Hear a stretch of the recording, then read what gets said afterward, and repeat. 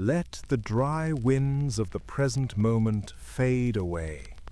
Let the noise of the ticking clock, the demands of the calendar, and the endless forward rush of the modern world dissolve into a soft, golden haze.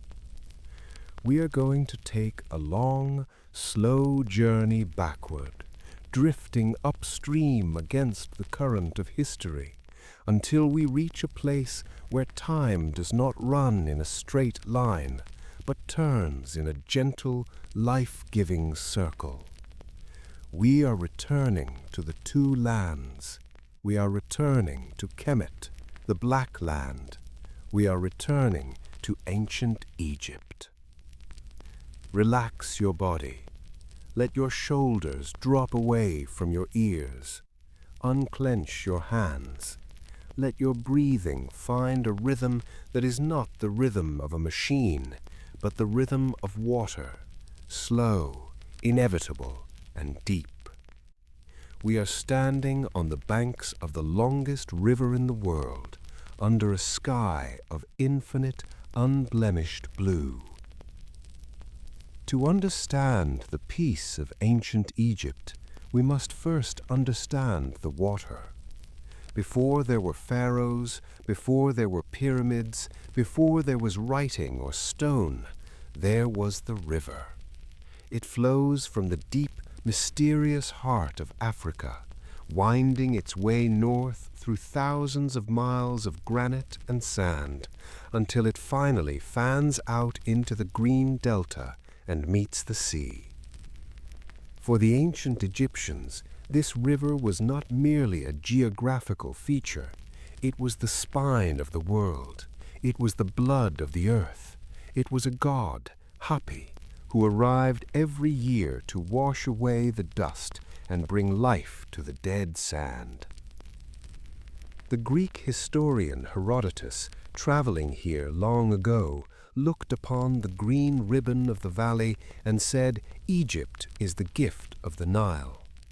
It is a simple truth, but it is the foundation of everything that follows. Without the river, there is only the silence of the desert. With the river, there is the garden of the world. Imagine standing on the bank in the season they called Achet, the inundation. It is late summer. In other lands, this is a time of drought, of brown grass and parched earth. But here, a miracle is happening. Slowly, imperceptibly, the level of the river begins to rise. It does not rise with the violence of a flash flood, crashing and destroying. It rises with the slow, majestic certainty of a breathing chest. The waters swell. They turn from a clear blue to a rich reddish brown, heavy with the silt of the Ethiopian highlands. This mud is more precious than gold. It is the fertile earth carried from far away, brought as an offering to the valley. The water creeps over the banks. It spreads out across the flat fields, filling the hollows. The valley transforms into a vast, shallow lake, dotted with islands where the villages stand safe on high ground. It is a time of suspension. The hard work of farming stops. The earth is drinking. The people wait. There is a profound relaxation in this waiting. In our world, we are anxious about the weather. We worry if it will rain or if it will not. We try to force the earth to yield. But the ancient Egyptian possessed a deep structural confidence. They knew the water would come. It had come in the time of their grandfathers and their great-grandfathers, stretching back to the beginning of time. They trusted the cycle. This trust created a unique shape of time. For us, time is a line, an arrow flying toward a future we cannot see. We are always running to catch up. But for the Egyptian, time was a circle. It was the nehe, the cyclical time of nature. The sun rises and the sun sets. The moon waxes and the moon wanes. The river rises and the river falls. Nothing is ever truly lost. It only goes away to return again. To fall asleep in ancient Egypt is to surrender to this circle. It is to know that you do not need to hold the world up with your anxiety. The world holds itself up. The laws of Ma'at, the cosmic order, are firm. The river knows what to do. Let us look at the landscape that the river creates. It creates a world of absolute clarity, a world of perfect contrast. On either side of the river, there is the Deshret, the red land, the vast burning desert of sand and stone. It is a place of silence, of purity, of chaos. It stretches out to the horizon, hostile and beautiful. And then, abruptly, there is the Kemet, the black land. This is the floodplain, the ribbon of dark, fertile soil deposited by the Nile. The line between the desert and the sown land is so sharp you can stand with 1 foot in the sand and 1 foot in the grass. This contrast gave the ancient mind a sense of order and boundary. They knew where life belonged. They knew where the wildness began. To live in the black land was to live in a place where the earth wanted to feed you. You did not have to fight the stones. You only had to cooperate with the river. Imagine the soundscape of this riverside world. It is quiet. There are no engines. The loudest sound is the wind rustling through the papyrus reeds. The papyrus grows thick and tall along the marshy banks, a forest of green stems topped with feathery heads. When the wind blows from the north, the Etesian wind, the reeds bow and whisper. It is a sound like dry rain, a hushed, sibilant shh that lulls the mind. Water birds wade in the shallows. The ibis, with its curved beak, steps delicately through the mud, looking for fish. It is the bird of Thoth, the god of wisdom, the scribe of the gods. To watch an ibis standing perfectly still on one leg, mirrored in the calm water, is to see a living hieroglyph. It is a lesson in patience. The heron stands grey and silent. The kingfisher flashes blue and orange, diving and returning. Life here is abundant, but it is not frantic. It moves at the pace of the current. The current of the Nile flows from south to north always, but the wind, the prevailing breeze, blows from north to south. This is the double gift of the geography. If you want to travel north, you simply lift your oars and let the river carry you. You drift. If you want to travel south, you raise your sail and the wind pushes you against the current. Travel is effortless. It is a matter of aligning yourself with the right force. There is a philosophy in this too. One does not conquer the river, one rides it.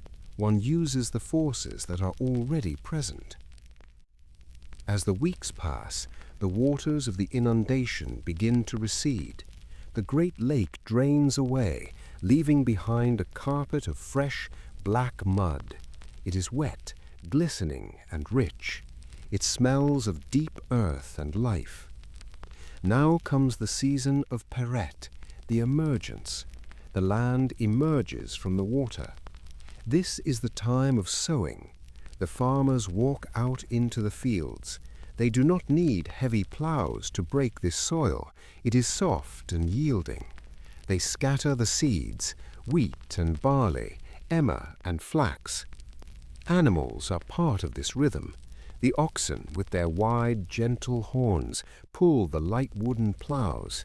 Sheep are driven across the fields to tread the seed into the mud with their small hooves. The relationship between the human and the animal is close. They work together under the same sun. And the sun.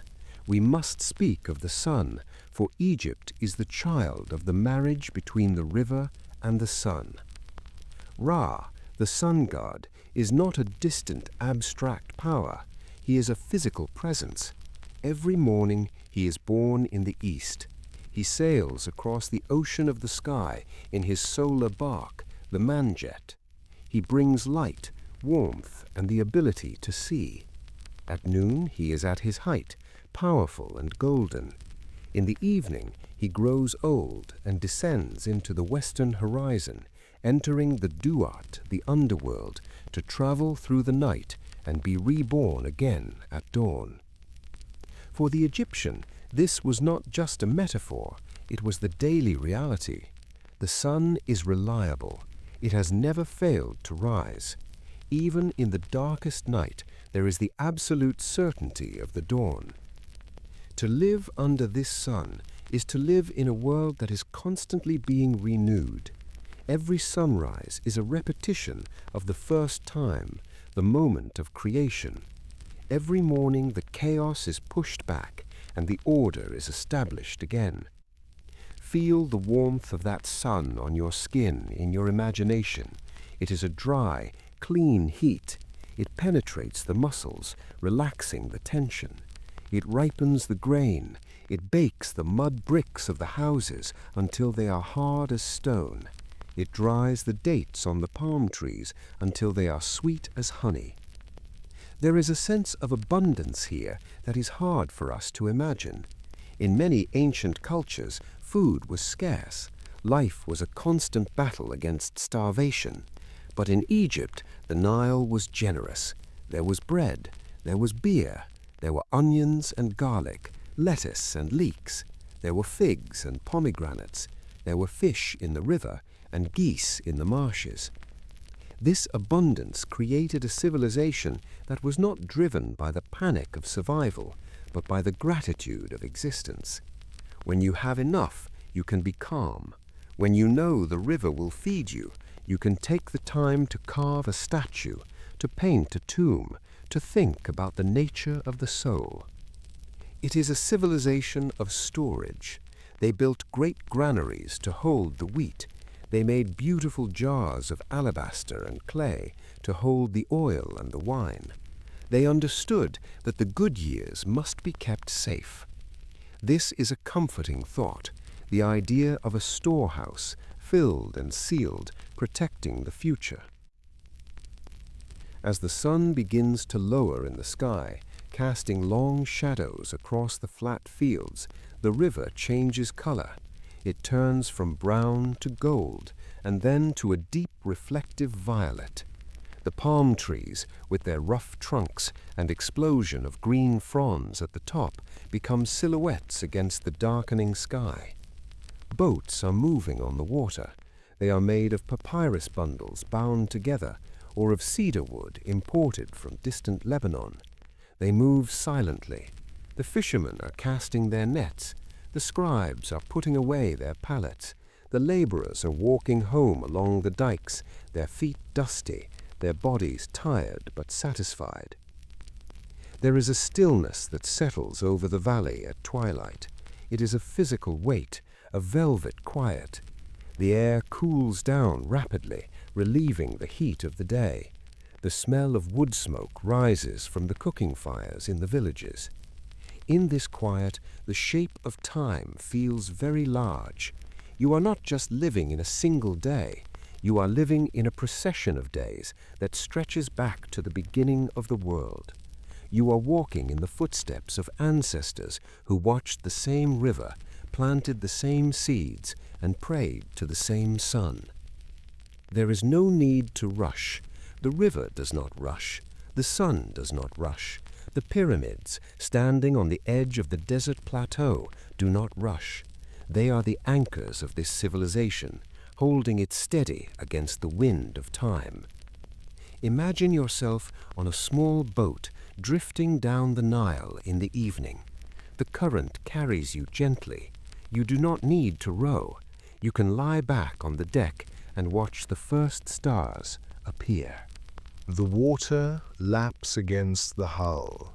Lap, lap, lap. It is the heartbeat of Egypt. It is a sound that whispers, all is well, all is provided. The cycle holds. On the banks, life is settling down. The birds are roosting in the reeds. The cattle are lying down in the fields. The great lotus flowers, which opened their blue and white petals to the sun, are closing them now for the night. They sink slightly beneath the surface of the water, waiting for the dawn to rise again. You too are sinking slightly beneath the surface.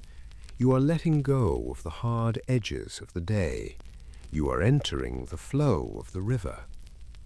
The Egyptians believed that the afterlife was the field of reeds, a place just like this, but perfect. A place where the crops grew tall without effort, where the breeze was always cool, where the river was always full. They did not dream of a heaven in the clouds. They dreamed of a heaven that was simply an eternal continuation of the beauty of their valley. They loved life. They loved the sweet wind of the north. They loved the taste of bread. They loved the cool water in a clay cup. And because they loved it so much, they took the time to notice it. As we drift deeper into this narration, we are learning their secret. It is the secret of paying attention to the simple elemental things, the water, the stone, the light. The complexity of the modern world falls away here. There are no screens, there is no urgency. There is only the rhythm of the achet, the peret, and the shemu, the flooding, the growing, and the harvesting. It is a rhythm that lives in your own body. Your breath is the tide, your heart is the sun, your sleep is the night journey of the boat through the underworld, moving safely toward the east. The river widens, the sky deepens, the silence of the desert presses in from the sides, but here, on the water, there is life. Rest in this ancient cradle. Rest in the knowledge that the world is old and it knows how to carry you. The Nile has carried millions of souls before you, gently, safely, through the long, quiet history of the earth. Let the water take the weight. Let the current guide the way. We are drifting toward the temple of the night, where the walls are inscribed with stars, and the air is thick with the incense of peace. Drift, flow, be still. The gift of the Nile is the gift of peace, and it is yours now, as the light fades and the river moves on, endless and eternal, into the dark. Chapter 2, Ma'at, Living Within Cosmic Order. We have watched the river rise and fall. We have seen the sun trace its golden arc across the sky. We have felt the rhythm of the seasons, the inevitability of the harvest following the seed. Now let us move inward. Let us step from the muddy banks of the Nile into the quiet, cool interior of the Egyptian mind. In the ancient world, there was a concept that held everything together. It was more than a law, more than a religion, more than a custom. It was the very atmosphere in which the soul breathed. They called it Ma'at. To translate Ma'at into our modern language is difficult, for we have fragmented the world into separate pieces. We speak of truth as one thing, justice as another, balance as a third. But for the Egyptian, these were all the same thing. Ma'at was the fundamental order of the universe. It was the way things are meant to be. Imagine a carpenter's level resting on a block of stone. when the bubble is perfectly centered, when the surface is perfectly flat, that is ma'at. Imagine a musical instrument tuned so that every string vibrates in perfect pitch with the others. That is ma'at. Imagine the feeling of a deep, satisfying breath, where the lungs fill completely and empty completely without struggle. That too is ma'at. To fall asleep in the arms of this concept is to let go of all friction. It is to believe that the universe is not a chaotic accident, but a structured, harmonious place where you have a rightful home. The symbol of ma'at was a single white ostrich feather. Let this image drift into your mind's eye, a white feather. It is light, it is delicate, it sways in the slightest breeze. It represents the lightness of truth. Truth to the ancients was not a heavy burden. It was not a crushing weight of facts. Truth was light. It was the thing that allowed the heart to float. To live in ma'at was to make one's heart as light as that feather. It meant living without the heavy baggage of deceit, without the grinding weight of anger in the pocket of the soul. In the wisdom texts of ancient Egypt, the Sebayat, the teachings written by fathers for their sons, the ideal human being is described. He is not the warrior who conquers. He is not the merchant who hoards. He is the silent man. The silent man. This is a beautiful title. It does not mean a man who never speaks. It means a man who has mastered the art of inner quiet. He is the one who listens more than he talks. He is the one who pauses before he reacts. He is the one who does not add noise to the world. The sage Ptahhotep, writing thousands of years ago, advised, if you meet a disputant who is hot of heart, simply stand aside. Do not engage him. His heat will consume him, but your silence will save you. There is a profound relaxation in this advice. How much of our weariness comes from the need to argue? How much of our energy is spent trying to prove we are right, trying to defend our ego, trying to shout louder than the noise around us? The way of ma'at is the way of the cool heart. The Egyptians distinguished between the hot man, impulsive, loud, anxious, reactive, and the cool man, steady, patient, unshakable. To be cool is to be like the stone of the temple, solid, enduring, holding its temperature even when the sun is fierce. Imagine yourself becoming this silent man, this cool woman. You are sitting in the shade of a sycamore tree. The air is warm, but you are at rest. You observe the world, but you do not feel the need to control it. You let the words of others pass you through like wind through the reeds. You hold on to nothing that disturbs your peace. This is the ethical core of the civilization. It was not a morality of guilt and punishment. It was a morality of alignment. Think of the architecture. When you look at the statues of the pharaohs and the gods, you see ma'at in stone. They sit with perfect posture. Their hands rest gently on their knees. Their faces are calm, gazing toward the horizon with a faint, serene smile. They are symmetrical. Symmetry is the visual language of balance. The left side mirrors the right. The temple gate has two pylons, one on each side. The processional way is straight. This symmetry soothes the eye. It tells the brain that the world is stable. It is not tipping over. It is not sliding into chaos. Chaos to the Egyptian was Isfet. It was the red desert, the storm, the lie, the disruption. Ma'at was the force that pushed Isfet back. Every morning when the sun rose, it was a victory of Maat over Isfet, order over chaos, light over darkness. You are part of this victory. Every time you breathe evenly, you are establishing Maat in your body. Every time you choose a quiet thought over an anxious one, you are building a temple of order in your mind. Let us descend into the daily life of this order. How did it feel to live in a society governed by Maat? It felt predictable. In our modern world, we prize novelty. We want things to change. We get bored. But the Egyptians prized permanence. They wanted today to be like yesterday, and tomorrow to be like today.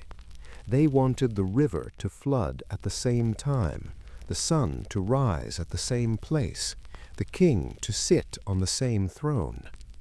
This love of repetition is a great aid to sleep. It removes the anxiety of the unknown.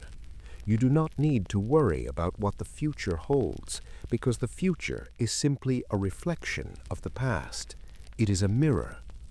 When a neighbor borrowed grain from a neighbor, Maat dictated that it be returned, not because of a court order, but because the balance must be restored. If you take, you must give. If you speak, you must speak true. If you act, you must act with fairness.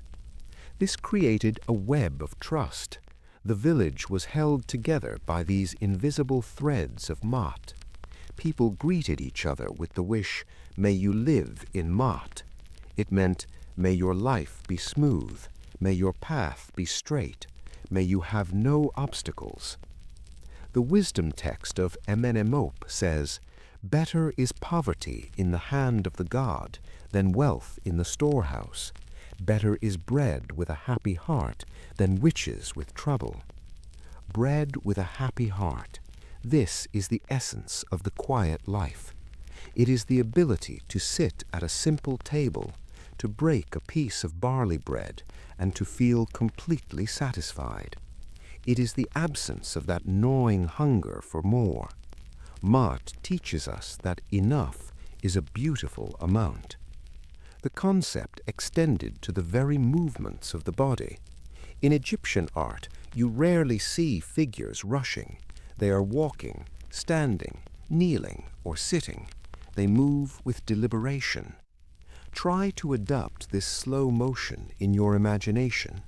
You are walking through the courtyard of your house. Feel the ground beneath your sandals. Move one foot, then the other. Do not rush to the door. The door will be there. Walk with dignity. Walk as if you are carrying a bowl of water filled to the brim and you do not wish to spill a drop. That bowl is your peace of mind. Maat is the steady hand that keeps it level. Even the gods lived by this rule. Ra, the great sun, did not travel across the sky at random. He followed a path. He obeyed the laws of Maat. In fact, in the mythology, Maat was his daughter. She stood at the prow of his solar boat. She was the one who charted the course. Even the Creator could not violate the order of the creation. This means that the universe is not arbitrary. It is not ruled by a whimsical tyrant who might change the laws of physics tomorrow.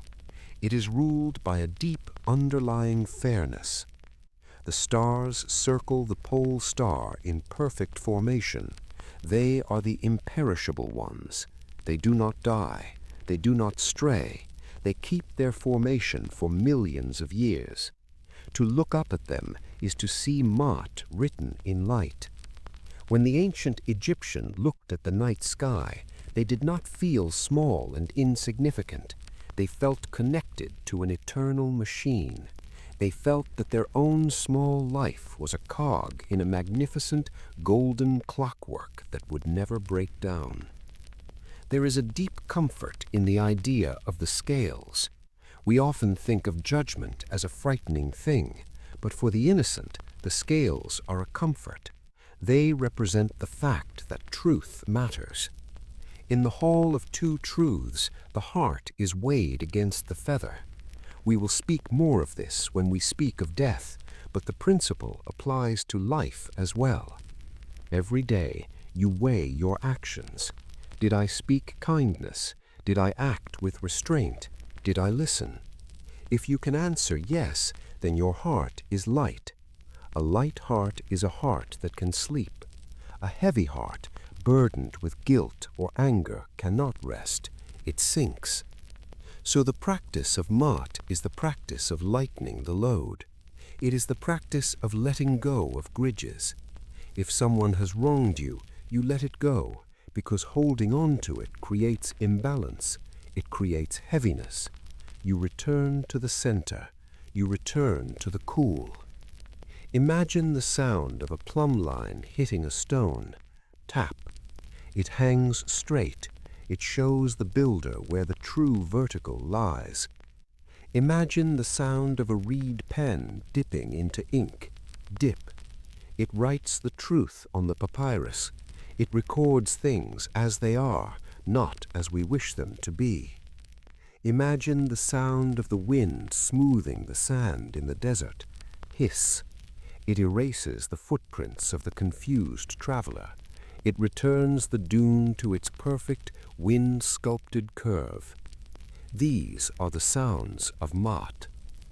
As you lie here, let the concept of Mat seep into your bones. It is not a demand for perfection. It is an invitation to alignment.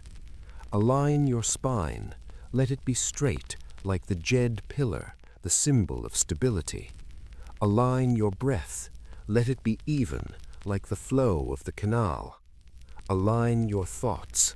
Let them be calm, like the surface of the sacred lake. You do not need to struggle to be good. You simply need to stop struggling to be chaotic. You need to stop adding noise. You need to return to the silence that was there before you were born. The silent man sits in the council of the heart. He does not judge. He watches. He knows that the storm will pass, but the stone will remain. He knows that the flood will recede and the mud will remain. In the teachings of Ptahhotep, it is written, "Great is Ma'at, lasting in effect. It has not been disturbed since the time of Osiris." Think of that durability. Kingdoms rise and fall. Kings are born and die. The sand blows over the monuments, but the principle of balance remains. It is the bedrock. It is the foundation that cannot be shaken. You are resting on that foundation. You are held by the gravity of the moral universe. You are safe within the structure of the cosmos. Let the image of the white feather return to your mind. It hovers in the darkness behind your eyelids. It is glowing softly. It is so light that it floats on the air of your breath. Focus on that feather. Inhale, and the feather rises. Exhale, and the feather falls. It dances in the gentle current of your life. It is the symbol of your own innocence. At your core, beneath the worries of the day, beneath the noise of the modern world, your heart is light. Your heart is true. You are a creature of Ma'at. There is no conflict here. There is no this against that. There is only the one, the whole, the balanced. The day has its time, and the night has its time. Activity has its time, and rest has its time. You have honored the day. Now you must honor the night. To sleep is to obey the law of Ma'at. It is to accept the cycle. The gods are in their places. The stars are in their courses. The river is in its bed, and you are in your rest. Everything is exactly where it is supposed to be. There is no error in the universe tonight. There is only the quiet, steady, eternal hum of order. Ma'at, peace, balance, truth. Let the word drift away. Let the concept dissolve into a feeling of coolness, a feeling of weightlessness, a feeling of being carried by a stream that knows exactly where it is going. The silent man closes his eyes. The world turns. The balance holds. Sleep.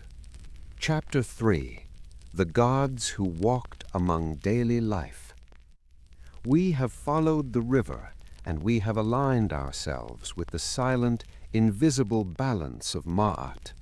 Now, as the boat of our imagination drifts further into the heart of this ancient land, we begin to notice that we are not alone.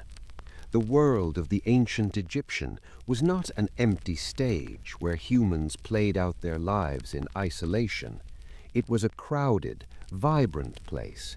It was a world woven through with divine presences. To the modern mind, the word God often suggests something distant, a being high above the clouds, watching from a throne of judgment. But in the Black Land, the gods were neighbors. They were the Neteru. They did not just live in the sky. They lived in the grain, in the wind, in the cool shadow of the sycamore tree, and in the quiet corners of the house. To fall asleep in ancient Egypt is to feel surrounded by a great invisible family. It is to know that every aspect of the world, from the rising sun to the humble beetle pushing a ball of dung across the sand, is inhabited by a sacred intelligence. Let us begin with the greatest presence of all, the light itself. We have spoken of the sun, but let us look at him now, not as a star, but as a living voyager. They called him Ra. Imagine the dawn. The sky in the east begins to pale, turning from black to violet, from violet to rose, from rose to gold. This is not a mechanical event. It is the birth of a god. In the morning, he is Khepri, the scarab beetle. Why a beetle? Because the Egyptians watched the scarab rolling a ball of earth across the sand, and they saw a mirror of the cosmos. The beetle pushes the ball, just as the invisible force pushes the sun across the sky. Khepri is the god of becoming. He is the force that says, begin. He represents the gentle, persistent effort of life starting anew. As the sun climbs higher, he steps onto his boat. This is the manjet, the bark of millions of years. It is a vessel made of pure light, sailing across the turquoise ocean of the heavens. To look up at the sun is to see this boat passing. It is a comforting image. The sun is not falling, it is sailing, it is being steered. There is a crew on board, divine figures who stand at the rudder and the prow, guiding the light safely from the eastern horizon to the western mountains. The journey of Ra is the heartbeat of the day. It is a journey of absolute regularity.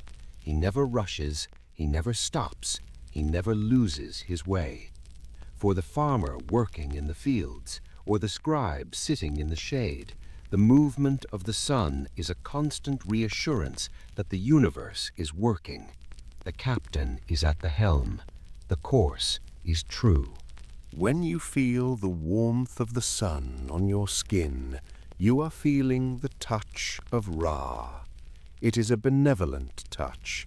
It is the energy that ripens the figs and dries the bricks. It is a fatherly presence, watching over the two lands with a golden, unblinking eye. But if Ra is the god of the sky, the distant and bright, then Osiris is the god of the earth, the near and the quiet. Osiris is the lord of silence. He is the god of the dead, yes, but more importantly, he is the god of the indestructible life that sleeps within the soil. Think of a seed, a grain of barley. It looks dry, it looks dead, it is hard as a stone. You bury it in the dark, wet mud of the Nile. It disappears. But then, in the silence of the earth, something happens. The husk breaks, the green shoot rises, life returns. That sprouting is Osiris. He is the green force. He is the resilience of nature. The Egyptians painted his skin green, the color of new vegetation, or black, the color of the fertile mud. He is the promise that nothing really dies. It only changes. It only rests. To the ancient mind, the earth was not just dirt. It was the body of a god who lay sleeping so that his people could eat. Every harvest was a communion. Every loaf of bread was a gift from the quiet god. When the Nile receded and the fields turned green, the people said, "Osiris has returned." This connected their daily survival to a divine story of loss and restoration. Osiris had suffered. He had been broken, but he had been put back together. He had overcome death to become the ruler of the eternal West. This gave the Egyptian a profound sense of safety. Even if they fell, even if they died, they would be held by Osiris. They would enter his kingdom, which was not a place of fire or darkness, but a place of cool water and abundant grain. And who put Osiris back together? Who is the weaver of the world? It is Isis. She is the Great Mother. She is the Weret Hekau, the Great of magic. But her magic is not the magic of lightning bolts or explosions. It is the magic of care. It is the magic of the knot that holds, the bandage that heals, the arm that cradles. Isis is the wind that cools the fevered brow. When the north wind blows through the valley, rustling the palms, the people hear the sound of her wings. She is often depicted with wings spread wide, protecting the king, protecting the dead, protecting the child. Imagine being wrapped in those wings. They are made of soft feathers, shimmering with iridescent colors. They create a shield against the harshness of the world. Isis is the goddess of the household. She understands grief, for she grieved her husband Osiris. She understands love, for she raised her son Horus in the secret marshes of the Delta. She is the archetype of the woman who endures, who uses her wits and her affection to keep the family whole. In the little mud-brick houses, women would whisper prayers to Isis as they baked the bread or swept the floor. She was not distant. She was present in the act of mending a tunic or nursing a baby. She was the divine power of tenderness. And as the day turns to twilight, another presence steps forward. The sunboat sinks, and the moon rises. This is the domain of Thoth. Thoth is the ibis-headed god, the lord of writing, the lord of time. He is the measurer. Look at the moon. It changes its shape. It waxes and wanes. It marks the passage of the month. Thoth is the mind that observes this change and records it. He is the steady, cool intelligence of the universe. While Ra represents the active, burning power of life, Thoth represents the reflective, quiet power of thought.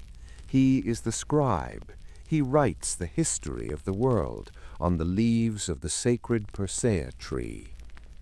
There is a deep peace in the figure of Thoth. He is the arbiter. When the gods argue, Thoth mediates. He speaks the words that calm the anger. He restores the balance. He healed the eye of the moon when it was damaged, restoring its light. To the scribes, sitting cross-legged with their palettes and reeds, Thoth was the patron of their silence. Writing is a solitary act. It requires withdrawal from the noise of the world. Thoth is the god of that withdrawal. He is the god of the library, the archive, the memory. When you lay your head down to sleep, you are entering the realm of Thoth. You are leaving the bright activity of Ra and entering the cool, reflective light of the moon. Thoth records the deeds of the day, not to judge them harshly, but to preserve them. He keeps the books of life. You can rest knowing that nothing is forgotten, that the story of your life is being written by a hand that never shakes. But the gods are not just the great cosmic figures. They are also the little gods, the household spirits who live under the bed and behind the door. Meet Bes. He is a strange little god. He is a dwarf with a lion's mane and a bearded face, often shown sticking out his tongue. He looks fierce, but his fierceness is for your protection. He is the bouncer of the bedroom. Bes is the god of joy, of music, and of sleep. He stands guard against bad dreams. He dances and shakes his rattle to scare away the snakes and the scorpions and the spirits of nightmare. In the archaeological ruins of Deir el-Medina, the village of the workmen, we find images of Bes painted on the walls of the bedrooms. He is the friend of the vulnerable. He protects pregnant women and sleeping children. He is the laughter that dispels fear. To the ancient Egyptian, the night was not empty. It was guarded. Bes was there. Taweret was there, the hippopotamus goddess, heavy and fierce, leaning on the symbol of protection. She was the mother force, dangerous to enemies, but incredibly gentle to her own brood. These gods were ugly by the standards of classical beauty, but they were loved. They were the household gods, familiar and reliable. They did not demand great temples or gold. They asked only for a little respect, a little incense, and a trusting heart. Imagine the comfort of that belief. You blow out the lamp, the room goes dark, but you are not alone. At the foot of the bed stands Bes, grinning in the shadows, his sword ready to fight off the bad dreams. In the corner stands Taweret, solid as a mountain. Above the house, the wings of Isis are spread. The boat of Ra is sailing beneath the earth, fighting the darkness on your behalf. The universe is a house, and the gods are the family that lives in the upper rooms. Even the animals were woven into this divine tapestry. The cat, sleeping by the hearth, was a little Bastet. Bastet was the goddess of the sun's warmth, of perfume, of dance. When a cat purred, it was the sound of the goddess being pleased. To harm a cat was to insult the goddess. This made the home a place of reverence for life. The falcon soaring high above the cliffs was Horus, the distant, seeing eye. The jackal prowling the edge of the desert was Anubis, the guide of souls, the one who knows the way through the dark. Anubis is often misunderstood as a figure of fear, but he was the opener of the ways. He was the gentle guide who took the hand of the traveler at the end of their journey and led them to the hall of truth.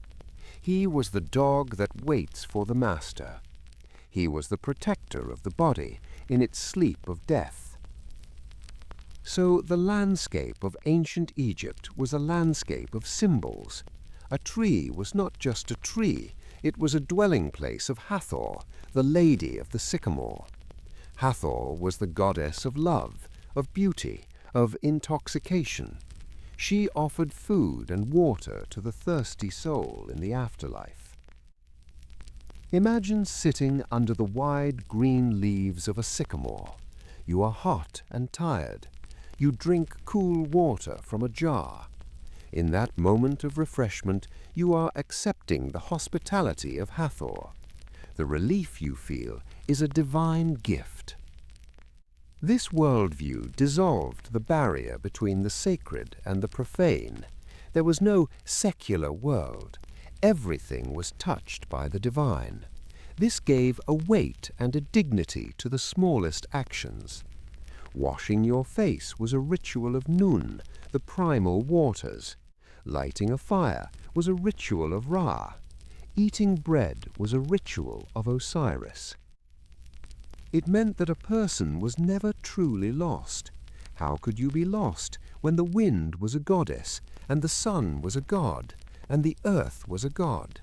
You were held in a web of intelligence and care. This is the cosmic sympathy. It is the feeling that the macrocosm, the universe, and the microcosm, the human being, are mirrored reflections of each other. The temple was built to mirror the world. The floor was the earth, the columns were the marsh plants, the ceiling was the starry sky, and the home was a miniature temple. As we drift deeper into the night, let us borrow this ancient comfort. You do not need to believe in Ra or Osiris as the ancients did to feel the peace of their perspective. It is the peace of knowing that the universe is not indifferent. It is the feeling that there are forces of order, ma'at, that are stronger than the forces of chaos, isfet. It is the feeling that light is the fundamental reality and darkness is only a temporary passage.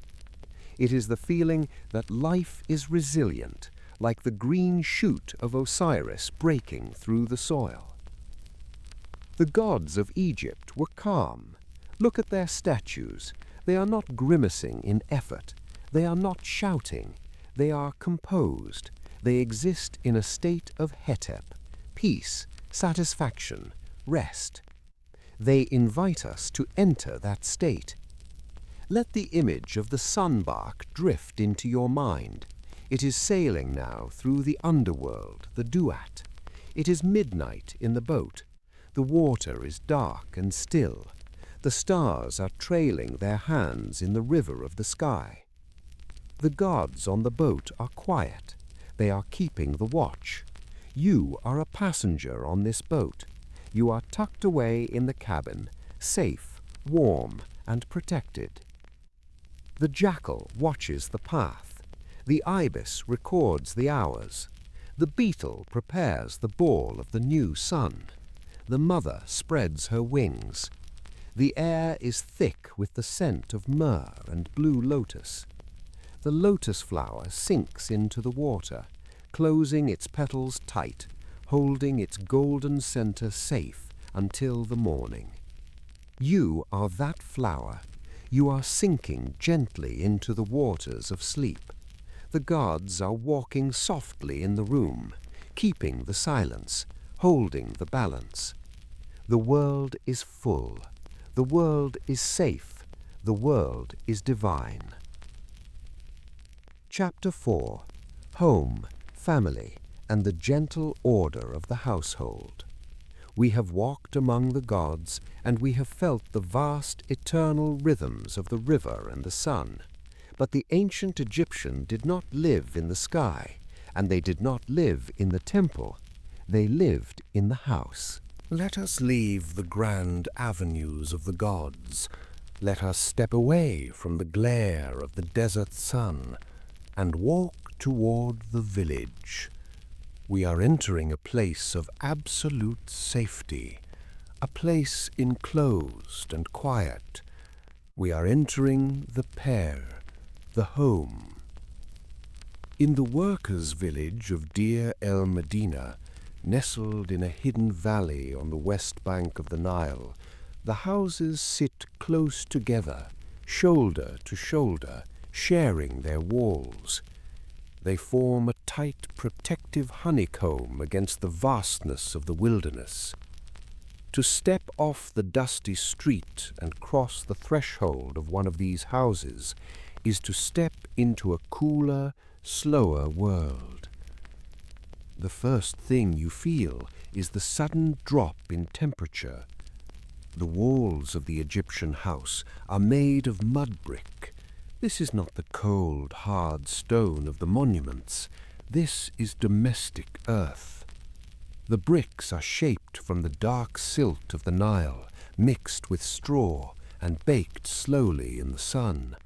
They are thick, absorbing the fierce heat of the day and holding it at bay, keeping the interior deeply shadowed and cool. The house is literally made of the river. It breathes. The sounds of the street, the braying of a donkey, the chatter of neighbors, the clink of a copper chisel are instantly muffled. A heavy quiet settles around you. In the first room, just inside the door, there is a raised platform made of brick. This is the divan, a place to sit and receive guests, but it is also a sacred space. Here the women of the house might give birth, and here the family honors their ancestors, the Aku, the effective spirits of the dead. Even inside the house, the past is present. The ancestors are remembered. They are offered a small cup of water or a piece of bread. They are part of the family, watching over the home, creating a shield of continuity around the living. We move deeper into the house, into the central living room. This is the heart of the home. The light here does not come from the street. It comes from high, small windows set just beneath the roofline, facing north to catch the cool breeze. The light filters down in thick, visible beams, illuminating the dust motes dancing in the calm air. In the center of the room stands a single wooden pillar, resting on a stone base, holding up the roof. It is carved to resemble a papyrus stalk or a palm tree. It is the tree of life, standing at the center of the domestic world, bearing the weight of the shelter. Against the walls, the furniture is sparse, functional, and beautifully made. The ancient Egyptians did not clutter their lives with unnecessary things. Space was valued. A low stool made of woven rushes, a wooden chest painted with geometric patterns holding folded linen. The linen is a sensory pleasure all its own. Spun from the flax that grows along the river, it is bleached in the sun until it is the color of milk.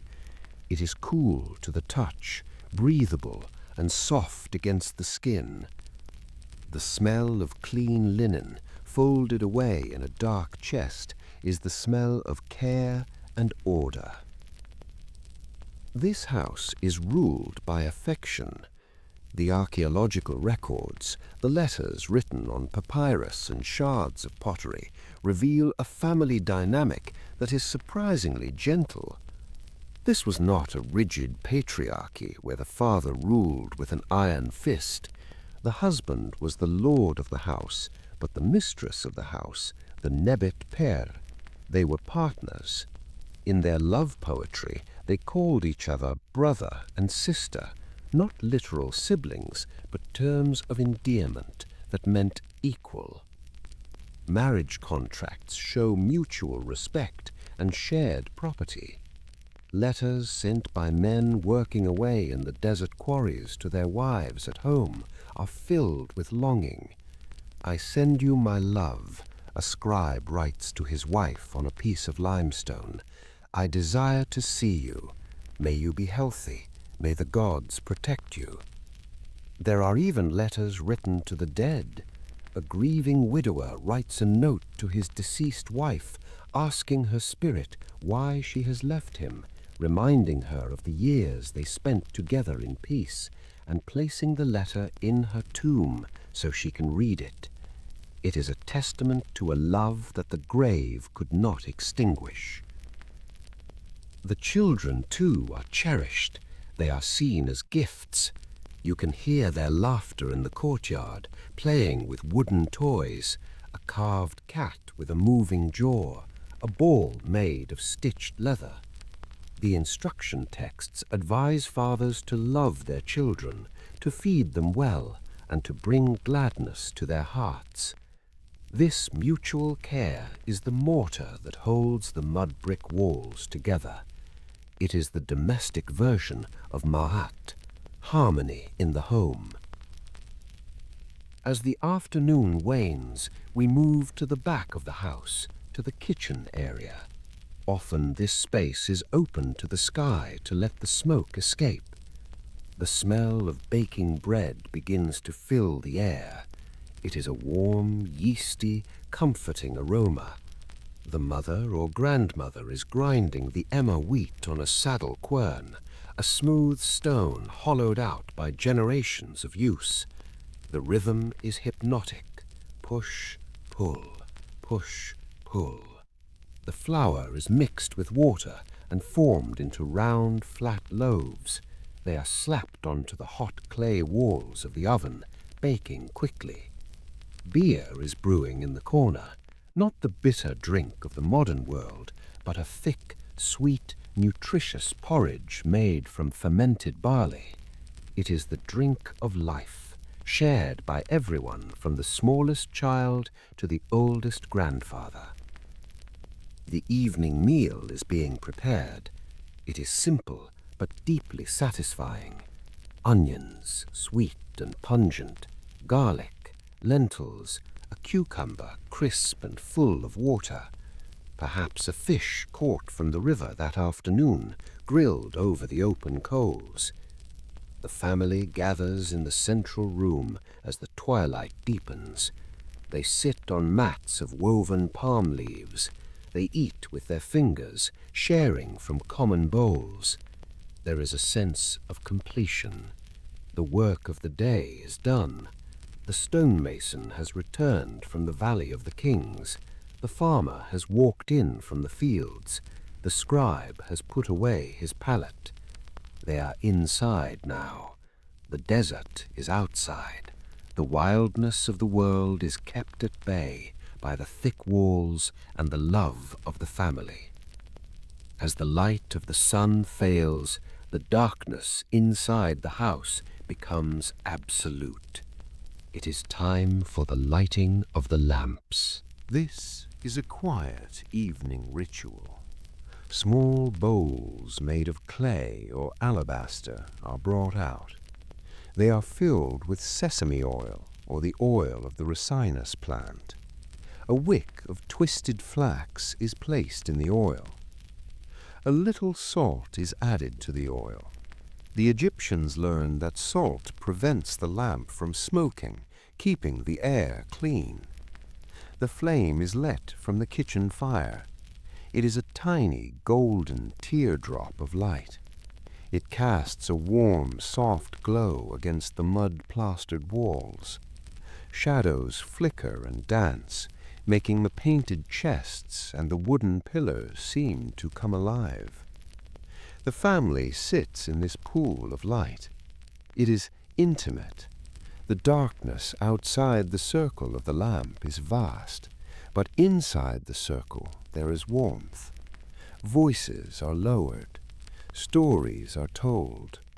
The grandfather might tell of the old days, of the great pharaohs of the past. The mother might sing a soft lullaby to the baby on her lap. Eventually, the heaviness of sleep begins to press upon the eyelids. In the heat of the summer, the inside of the house can still hold the trapped warmth of the day, and so the family moves upward. At the back of the house, a narrow flight of mud brick steps leads up to the flat roof.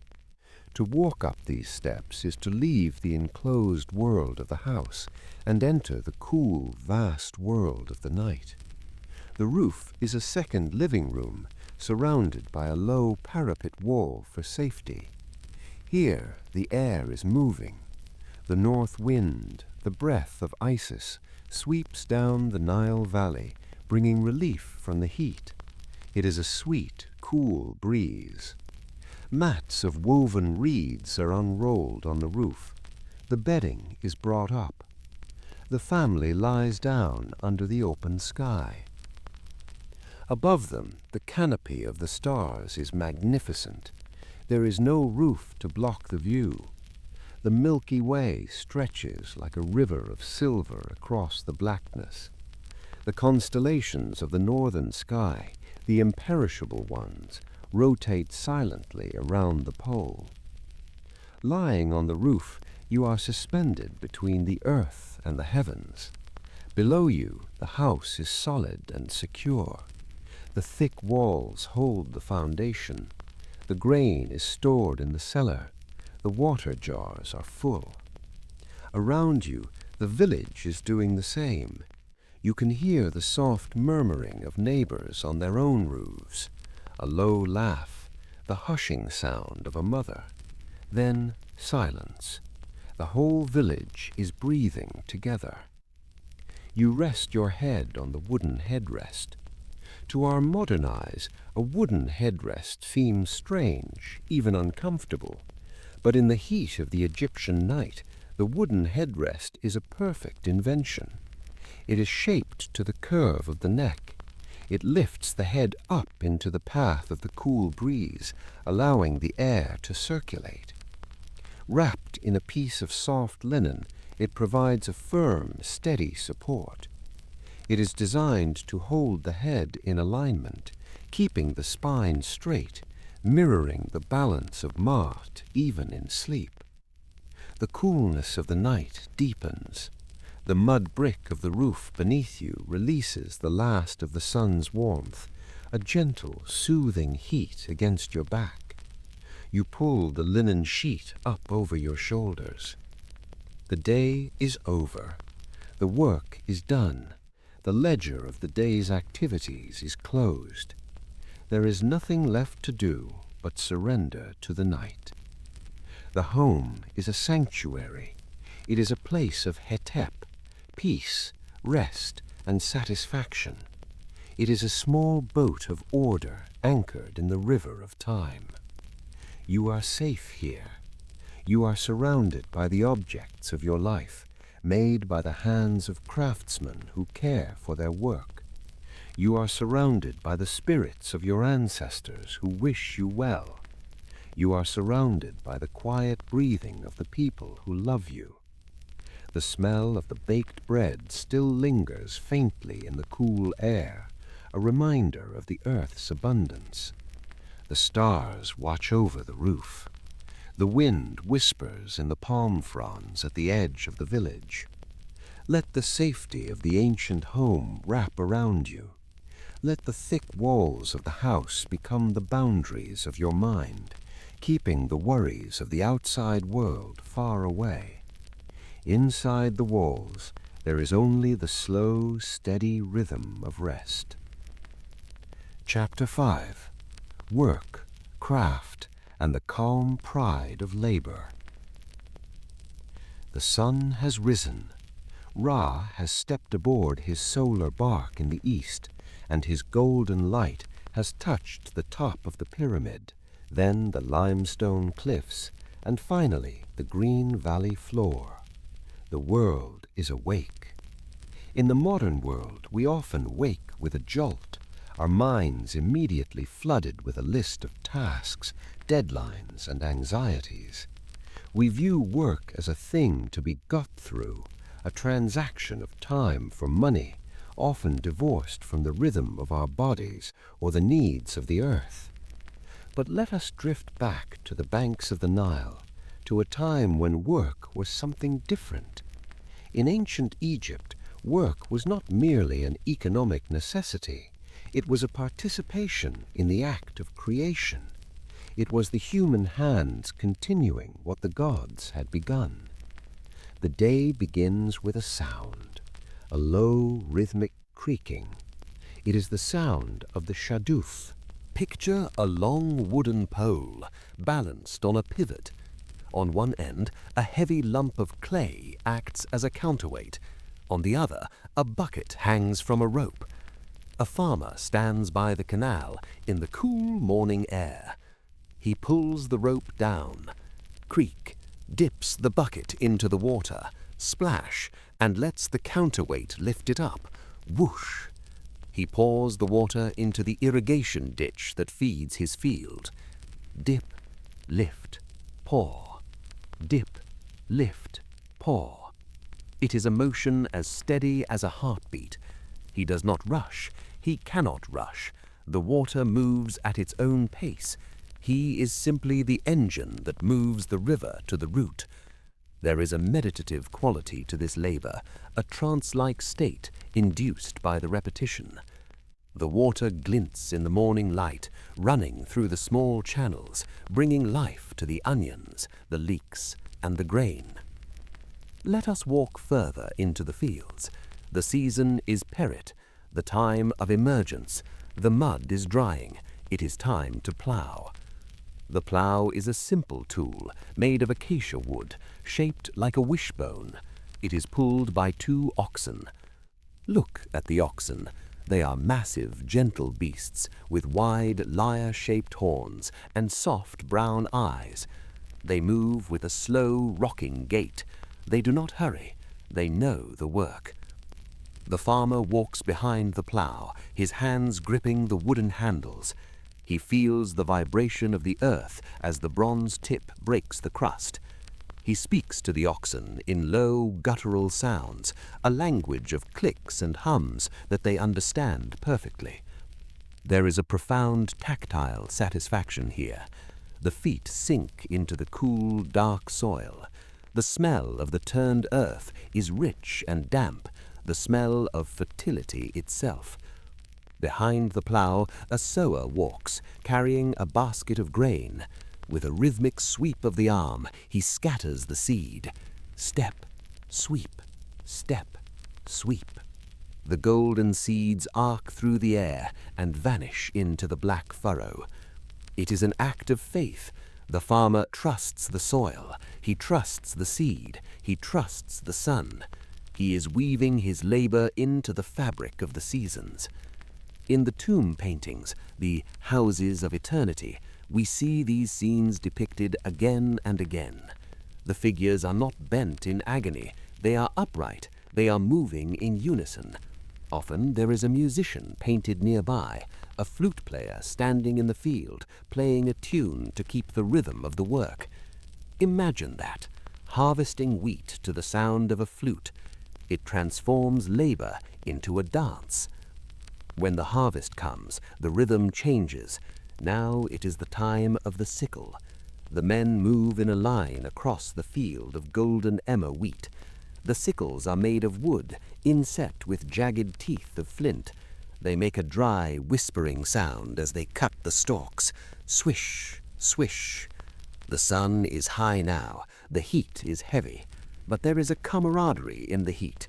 The workers sing. They call out to one another. They stop under the shade of a sycamore to drink cool beer from a clay jar. There is a sense of shared purpose. They are bringing in the life of the land. This is the calm pride. It is the knowledge that what you are doing matters. If the scribe stops writing, history is lost. But if the farmer stops farming, life is lost. They are the bedrock of Ma'at. Let us leave the fields now and enter the workshops. We go to the place of truth, the village of the artisans. Here the air smells of cedar wood, copper dust, and beeswax. In a shaded courtyard, a stone cutter is at work. He is making a vessel, a jar for the king's tomb. He is working with diorite, a stone so hard it is almost impossible to scratch.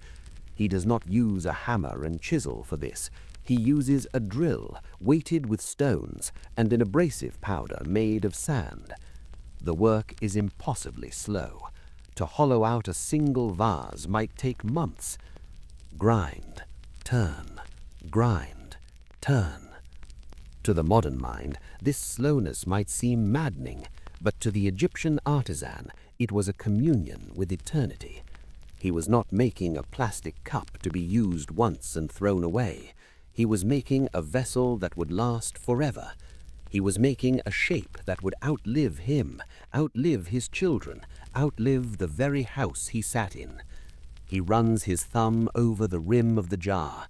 It must be perfectly smooth. It must be cool to the touch.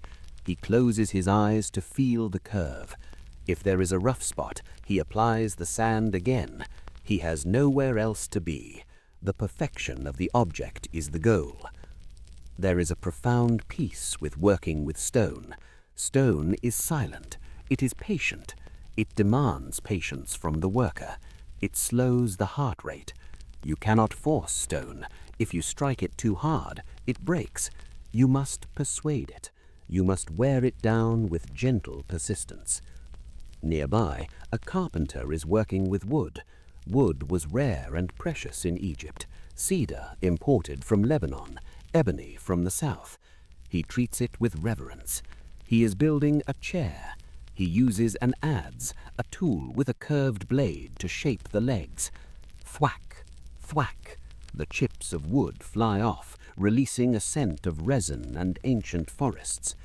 He fits the pieces together with mortise and tenon joints, peg and hole. No nails. The joinery is so precise that the chair will stand firm for 3,000 years. He polishes the wood with oil until it glows. He is making something that will hold the body of a person at rest. It is an act of service. And let us look at the goldsmith. He sits at a small table, peering through a magnifying stone. He is working with gold, the flesh of the gods. Because gold does not tarnish, because it shines like the sun, the Egyptians believed it was divine. The smith is making a necklace. He is soldering tiny granules of gold on a band, a technique so fine that we still struggle to replicate it today. His breath is held. His hand is steady. He is entirely focused on a point of light no bigger than a grain of sand. In this focus, the rest of the world disappears. The heat, the flies, the noise of the village, it all fades away. There is only the gold and the fire. This is the flow state, a psychological space of deep contentment. The artisan is lost in his craft. Even the scribes, the administrators of this vast system, have their own rhythm. We see them in the statues, sitting cross-legged, the kilt pulled tight. The face is alert but calm. The scribe dips his rush pen into the water pot, then rubs it on the cake of black ink, soot mixed with gum arabic. He begins to write. The script is hieratic, the flowing, cursive handwriting of everyday business. The pen moves swiftly from right to left. The ink glistens, wet and black, then dries to a matte finish. He is recording the harvest yield. He is counting the cattle. He is writing a letter for a neighbor. Writing was considered a sacred act. The Egyptians called hieroglyphs medju neter, the words of God. To write something down was to give it reality. To write a name was to make it live. The scribe understood that he was the keeper of memory. Without him, the granaries would be chaotic, the laws would be forgotten. There is a quiet dignity in the posture of the scribe. He does not perform heavy labor, yet he holds the kingdom together with his reed brush. He sits in the house of life, the library, surrounded by scrolls. The smell of old papyrus, dry, grassy, musky, is the smell of knowledge. In the Satire of the Trades, a text used to teach schoolboys, the writer mocks the other professions to praise the scribe. He says the smith stinks of eggs, the fisherman is eaten by crocodiles, the potter is covered in mud. But this is a literary joke. In reality, the Egyptians honored all skill.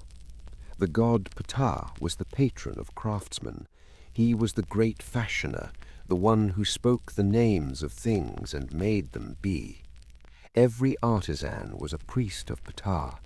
Every time a carpenter smoothed a piece of wood, he was imitating the Creator.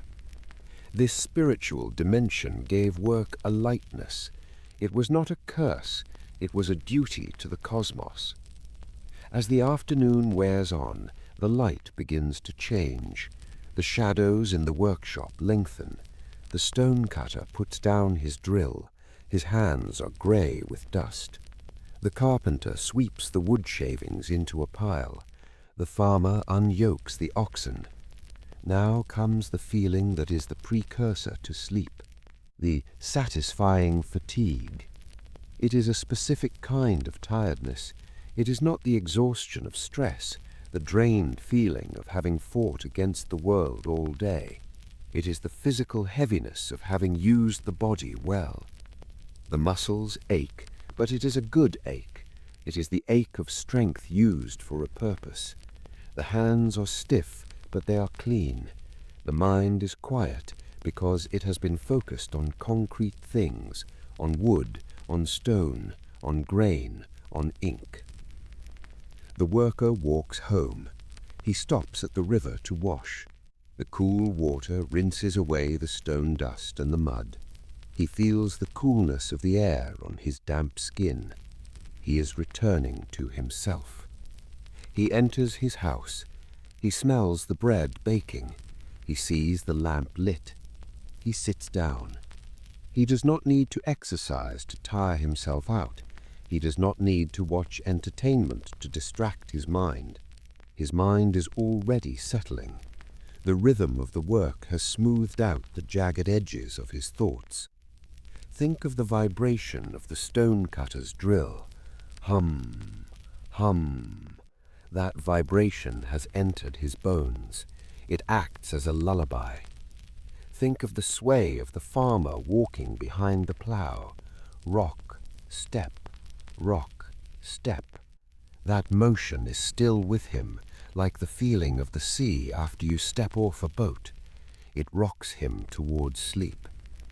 The ancient Egyptian understood that rest is the reward for labor. You cannot have one without the other. Work creates the hollow space that sleep fills. As you lie in your bed now, imagine that you have just finished a day of such work. Imagine that your hands have shaped a bowl from the clay. You can still feel the wet smoothness of the spinning earth. Imagine that you have harvested the wheat. You can still smell the sun on the straw.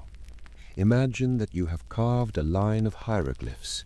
You can still see the black ink flowing onto the papyrus. You have added something to the world. You have maintained the order. You have kept the chaos at bay. There is nothing left to do today. The tool is in the chest. The scroll is rolled. The granary is sealed. The satisfaction of the artisan settles over you. It is the feeling of a job well done. It is the feeling of it is finished. Let the heaviness of your limbs pull you down into the mattress. Let the rhythm of the day's work slow down into the rhythm of the night's breath. The stone is polished. The wood is smooth. The grain is gathered. You are like the statue in the temple, still, solid, enduring. The day has polished you. Now the night will wrap you in soft linen and silence. There is great dignity in rest. The pharaoh rests. The scribe rests. The farmer rests. The oxen rest in the stall, chewing slowly.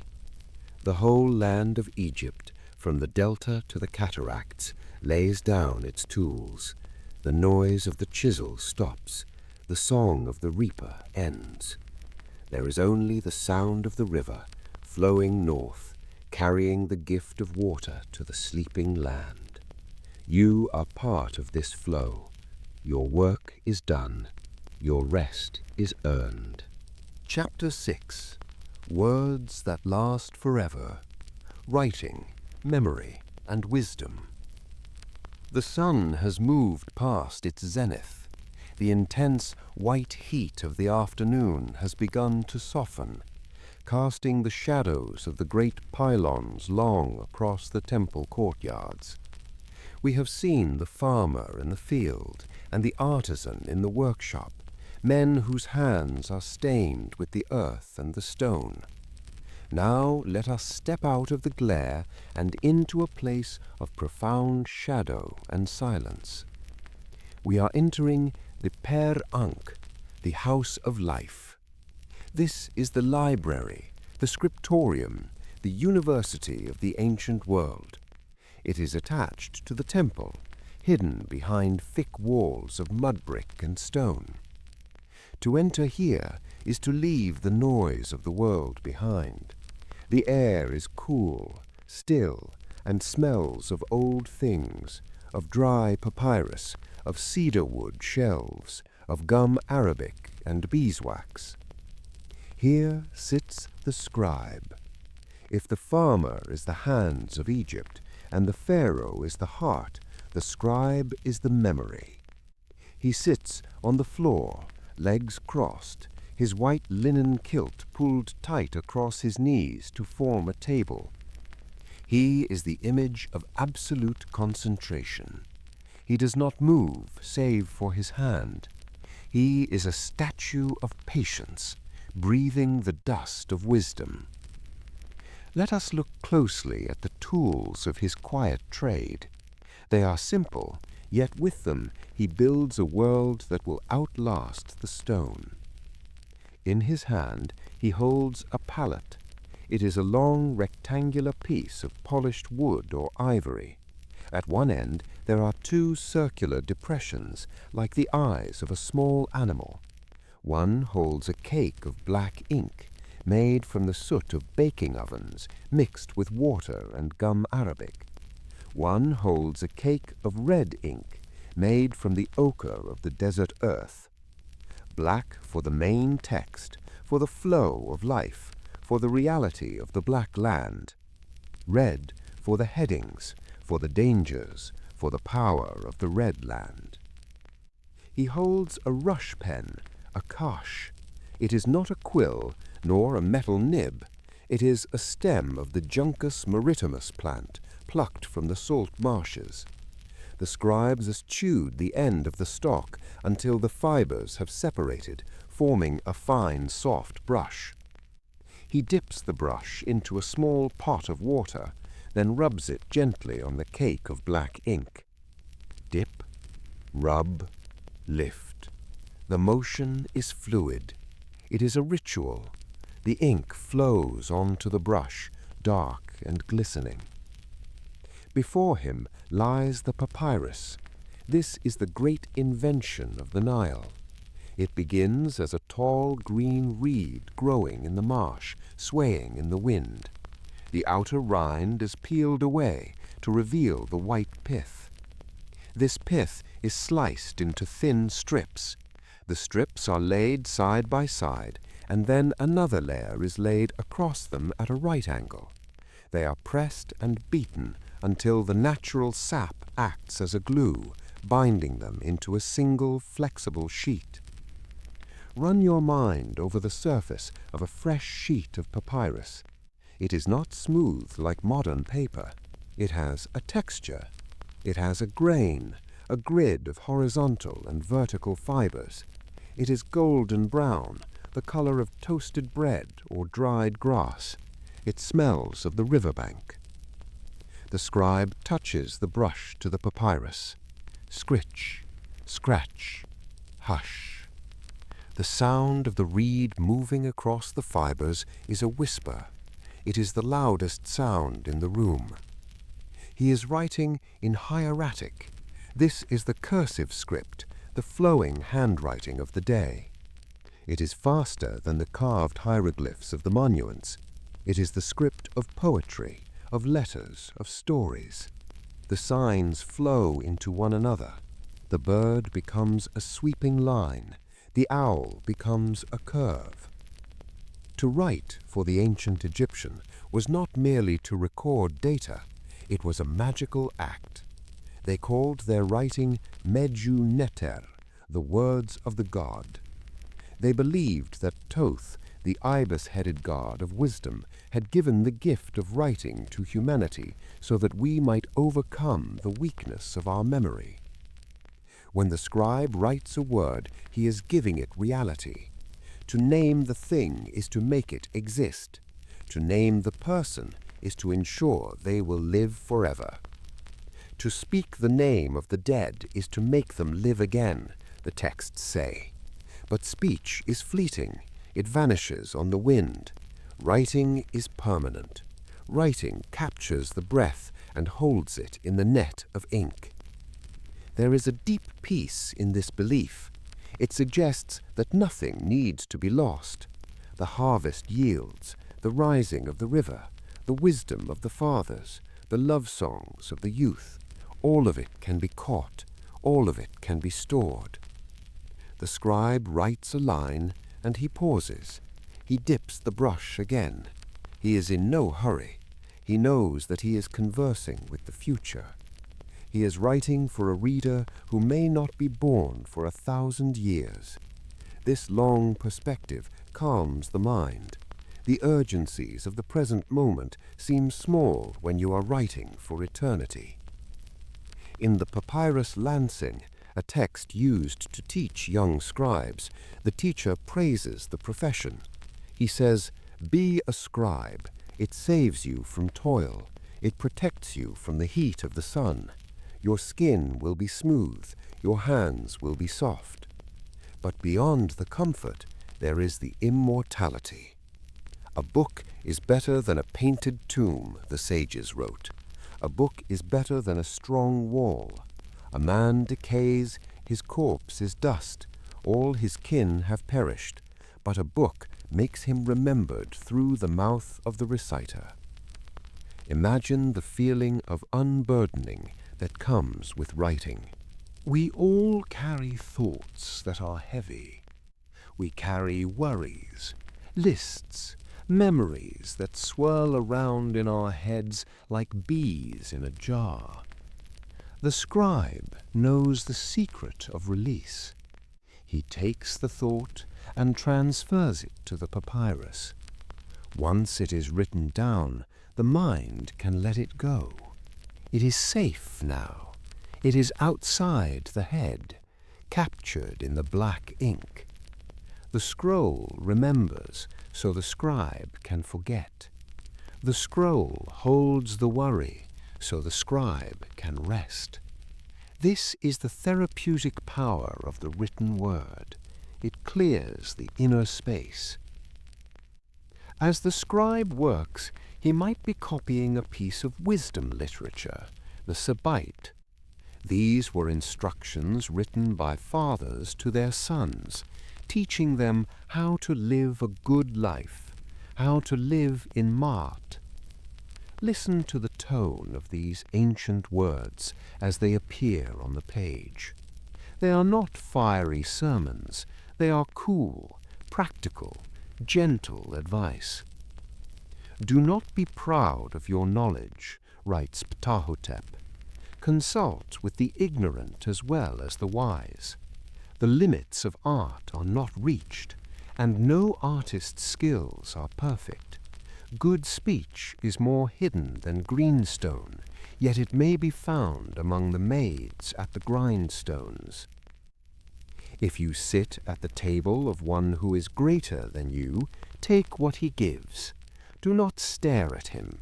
Cast your eyes down. Laugh when he laughs. Follow your heart as long as you live. Do not do more than is required.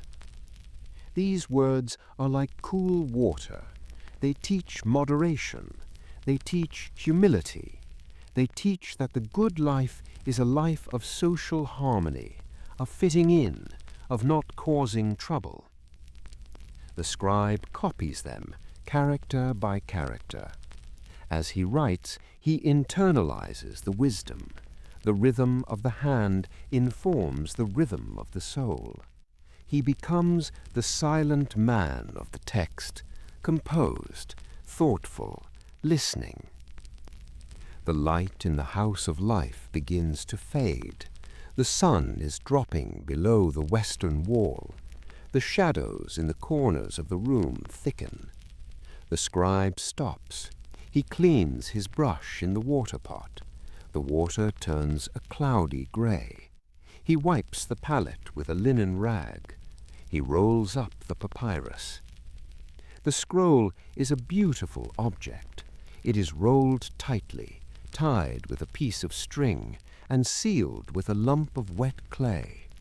The scribe presses his seal ring into the clay, leaving his mark. He places the scroll in a wooden chest or a jar made of alabaster. He closes the lid. The room is filled with jars and chests, thousands of scrolls, thousands of lives, thousands of years of history, sleeping in the dark. The Per Ankh is a battery of silence, storing the energy of the past. The scribe stands up. He stretches his stiff legs. He straightens his kilt. He walks out of the library, leaving the words to rest. As you lie in the dark of your own room, think of this library. Think of the scrolls resting on their shelves. They are safe. They are not going anywhere. The knowledge of the world is preserved. You do not need to hold it all in your own head. You do not need to remember everything. You can put it down. Imagine your own mind as a sheet of papyrus. During the day it has been written upon. It is full of the scribbles of events, conversations, news. But now it is time to roll it up. Roll up the morning. Roll up the afternoon. Roll up the conversations. Roll up the worries. Tie it with a string. Seal it with clay. Put it in the jar. Place the jar on the shelf in the house of life. You can open it again tomorrow if you need to, but for now it is filed away. Your mind is now a fresh, blank sheet. It is clean. It is waiting for the dreams of the night. The scribe has gone home. The library is empty. The only sound is the settling of the building, the faint rustle of the dry papyrus in the jars. Thoth, the moon god, the baboon god, sits atop the shelf, watching over the words. He is the guardian of the archives. He keeps the record, so you don't have to. The continuity of the written word is a promise that we are not alone in time. We are speaking to the future, and we are listening to the past. We are part of a long conversation that pauses for breath during the night, but never ends. The ink is dry. The reed is still. The memory is safe. There is a profound relaxation in the presence of books, in the presence of stored wisdom. It surrounds you like a fortress of thought. You are protected by the wisdom of the ancestors. Let the quiet of the scriptorium fill your room. It is a dry, warm, scented quiet. It is the quiet of things that have lasted for 5,000 years. The words peace, rest, silence, these are hieroglyphs written on the air of your room. See them. The symbol for rest, a figure lying on a bed. The symbol for silence, a man with his hand to his mouth. The symbol for night, a sky with a star hanging from it. Chapter 7. Death as Continuation, not ending. The sun has finished its journey across the vault of the sky. The golden bark of Ra has reached the western mountains, the place where the desert meets the sky. In the language of ancient Egypt, this place is called the Akhet, the horizon. To our modern eyes, the sunset is a closing. It is the end of the day. It is a symbol of termination. But to the ancient Egyptian, the horizon was not a wall. It was a gate. It was the threshold between two rooms in the same house. Let us turn our minds now to the subject that is often the source of our deepest anxieties, but which for the people of the Nile was the source of their greatest hope: death. We often think of the Egyptians as a people obsessed with death. We see the pyramids, the mummies, the tombs, and we think they were in love with the grave. But this is a misunderstanding. They were not obsessed with death. They were obsessed with life. They loved life so much, the sweet wind, the cool water, the taste of bread, the faces of their families, that they could not bear the thought of it ending. And so they decided it did not end. They built a world wood, a vast and comforting architecture of thought in which death was simply a change of state. It was a migration. It was a moving from the west of the living to the beautiful west of the ancestors. Imagine standing on the west bank of the Nile as the twilight deepens. The sky is a gradient of indigo and violet. The first stars are appearing. This is the realm of Amentet, the west. It is the land of the setting sun, the land of the spirits. It is not a place of gloom. It is a place of rest. The texts they wrote to guide the soul, what we call the Book of the Dead, were actually titled the Book of Coming Forth by Day. Listen to that title. It speaks of light. It speaks of waking up. It speaks of the freedom to move, to walk out into the morning, to be alive in a new way. When a person closed their eyes for the last time in this world, the Egyptians believed they were embarking on a journey. They were not dissolving into nothingness. They were traveling to the Hall of Two Truths. Let us imagine entering this hall. It is vast, silent, and cool. The ceiling is supported by columns of lotus and papyrus. At the far end sits Osiris, the Lord of Silence, the green-skinned god of renewal. He waits not to punish, but to welcome. But first there is the weighing of the heart. In the center of the hall stands a great scale, balanced on a vertical plumb line. On one side of the scale, in a small clay jar, is placed the heart of the traveler. The heart, the Ib, was seen as the seat of emotion, of memory, of intellect. It holds the record of the life lived. On the other side of the scale sits the feather of Ma'at, the white ostrich feather, the symbol of truth, balance, and lightness. This image is one of the most profound in human history. It tells us that the ultimate measure of a life is not wealth or power or fame.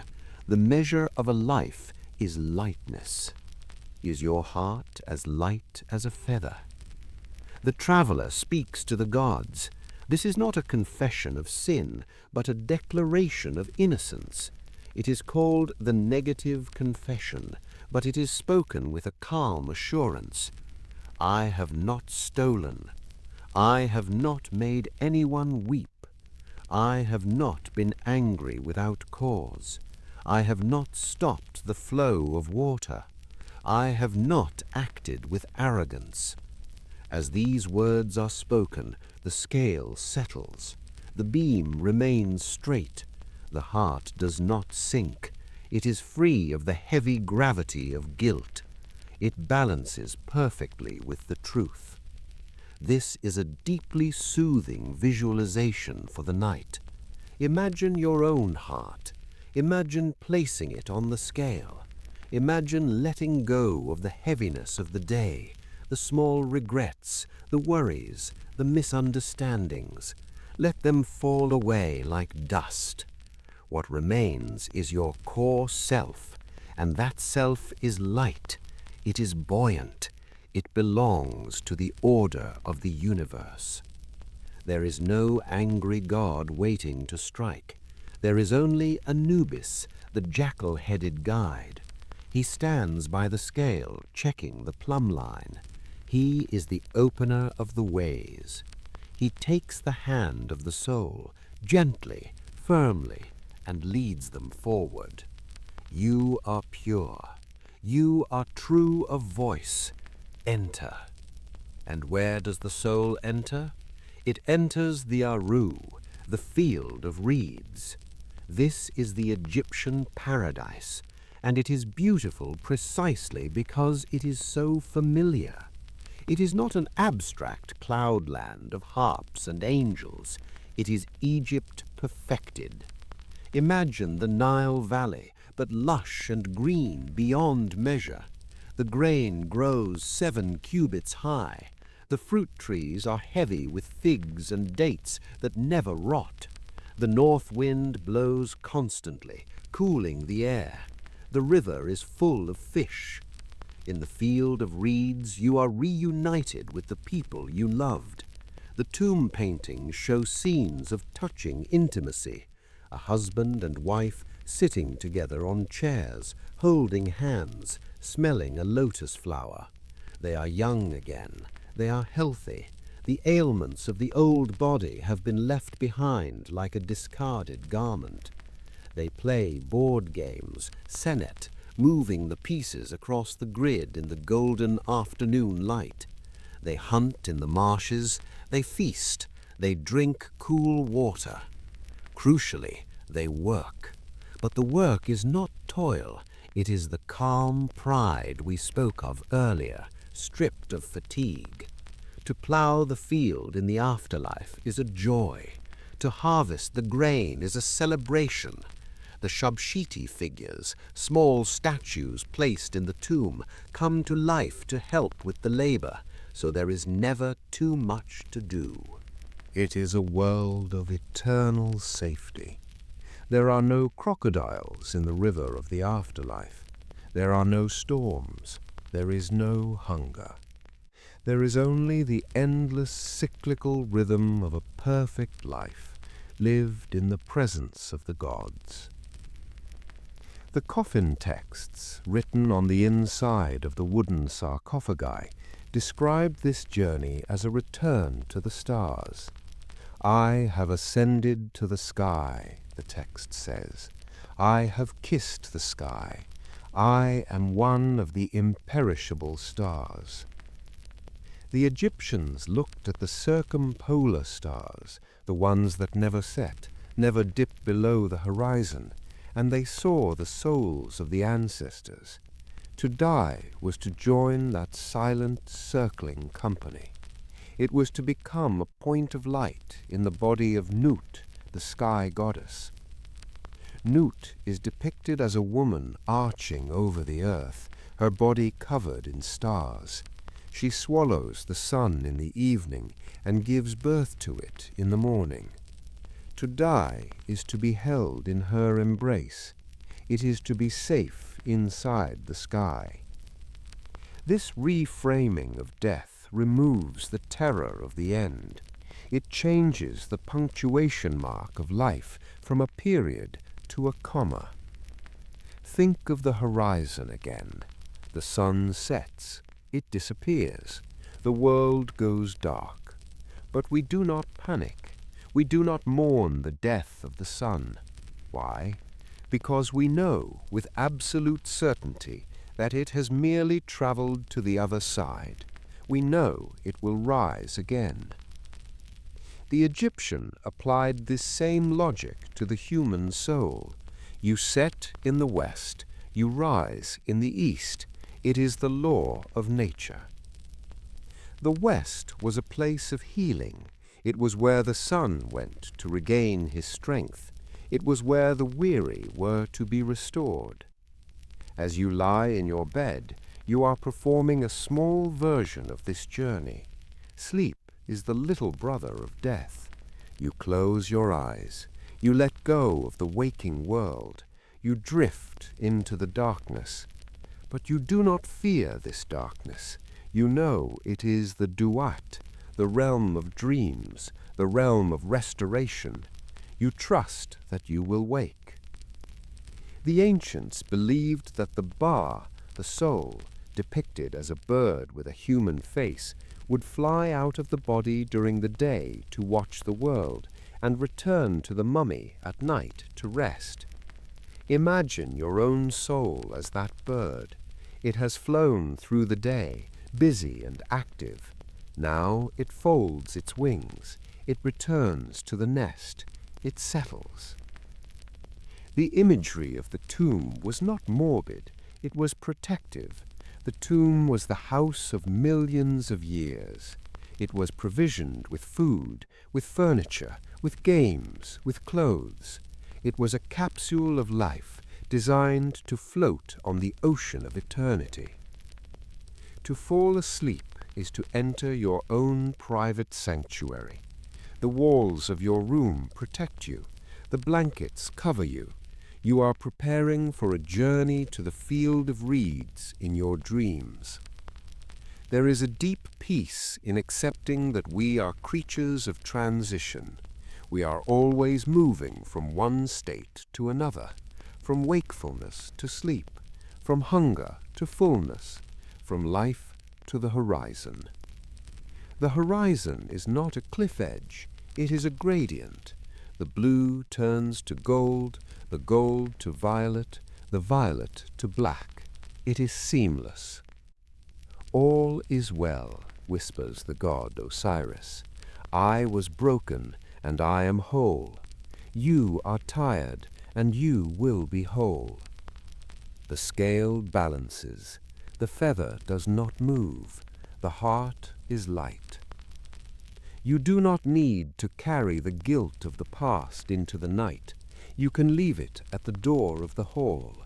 You can enter the field of reeds unburdened.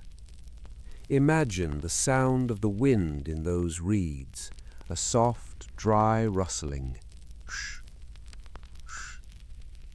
It is the sound of the afterlife. It is the sound of the wind moving through a field that has no end.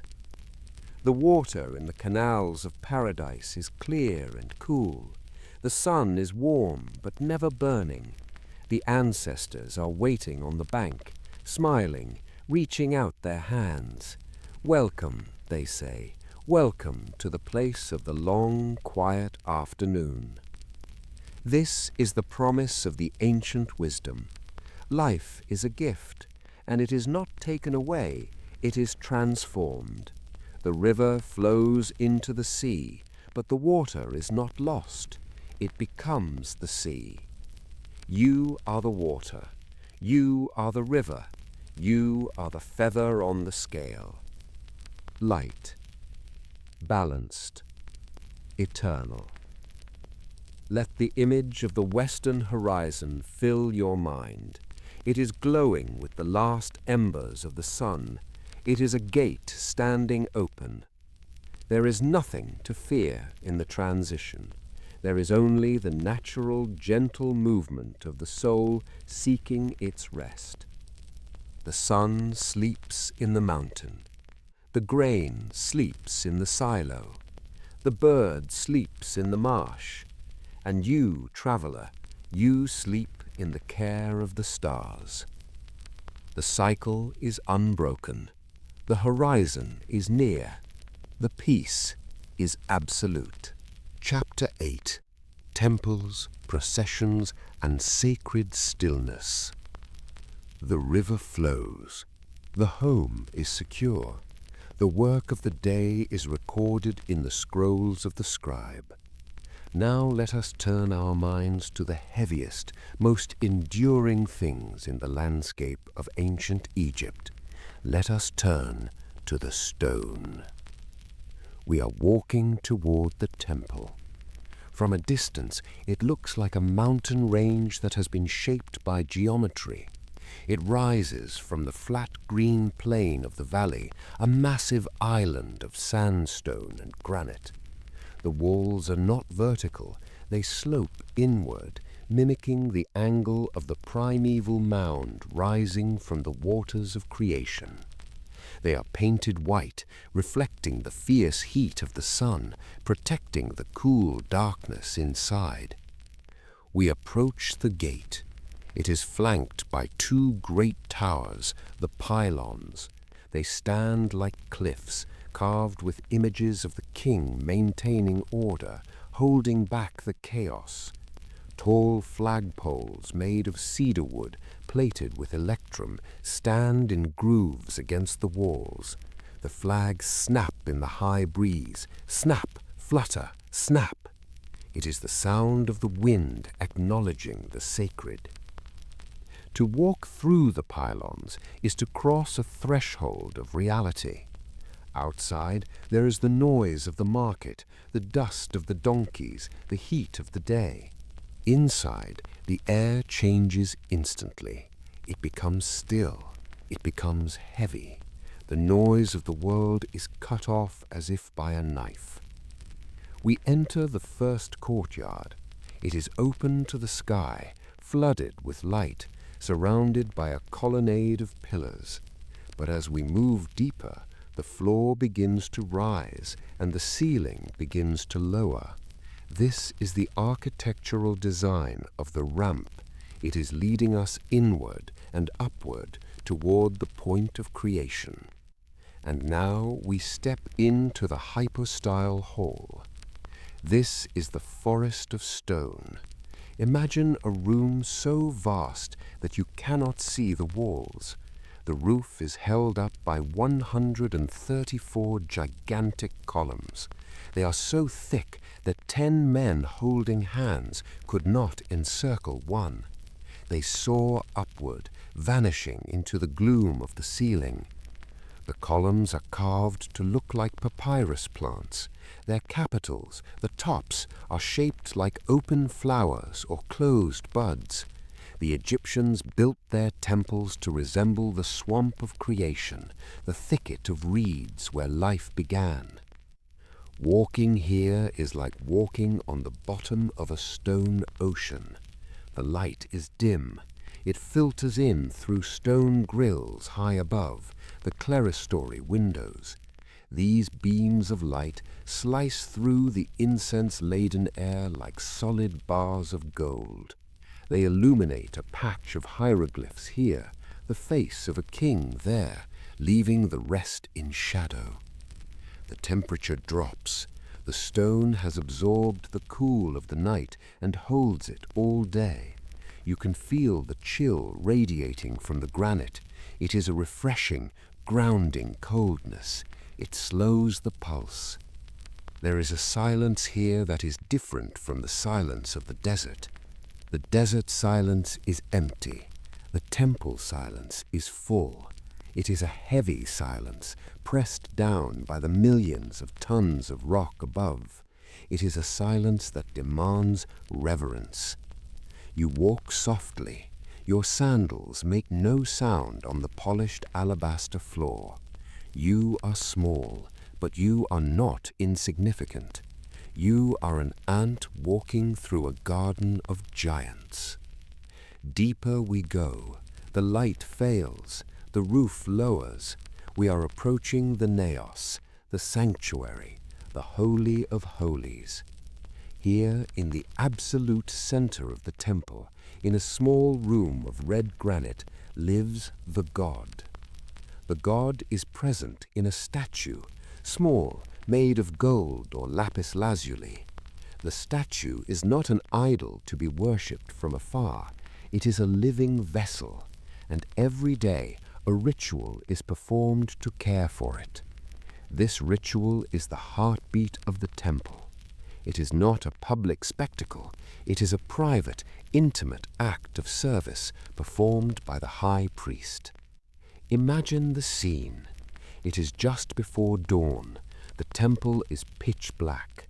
The high priest, shaved clean, bathed in the sacred lake, dressed in pure white linen, approaches the shrine.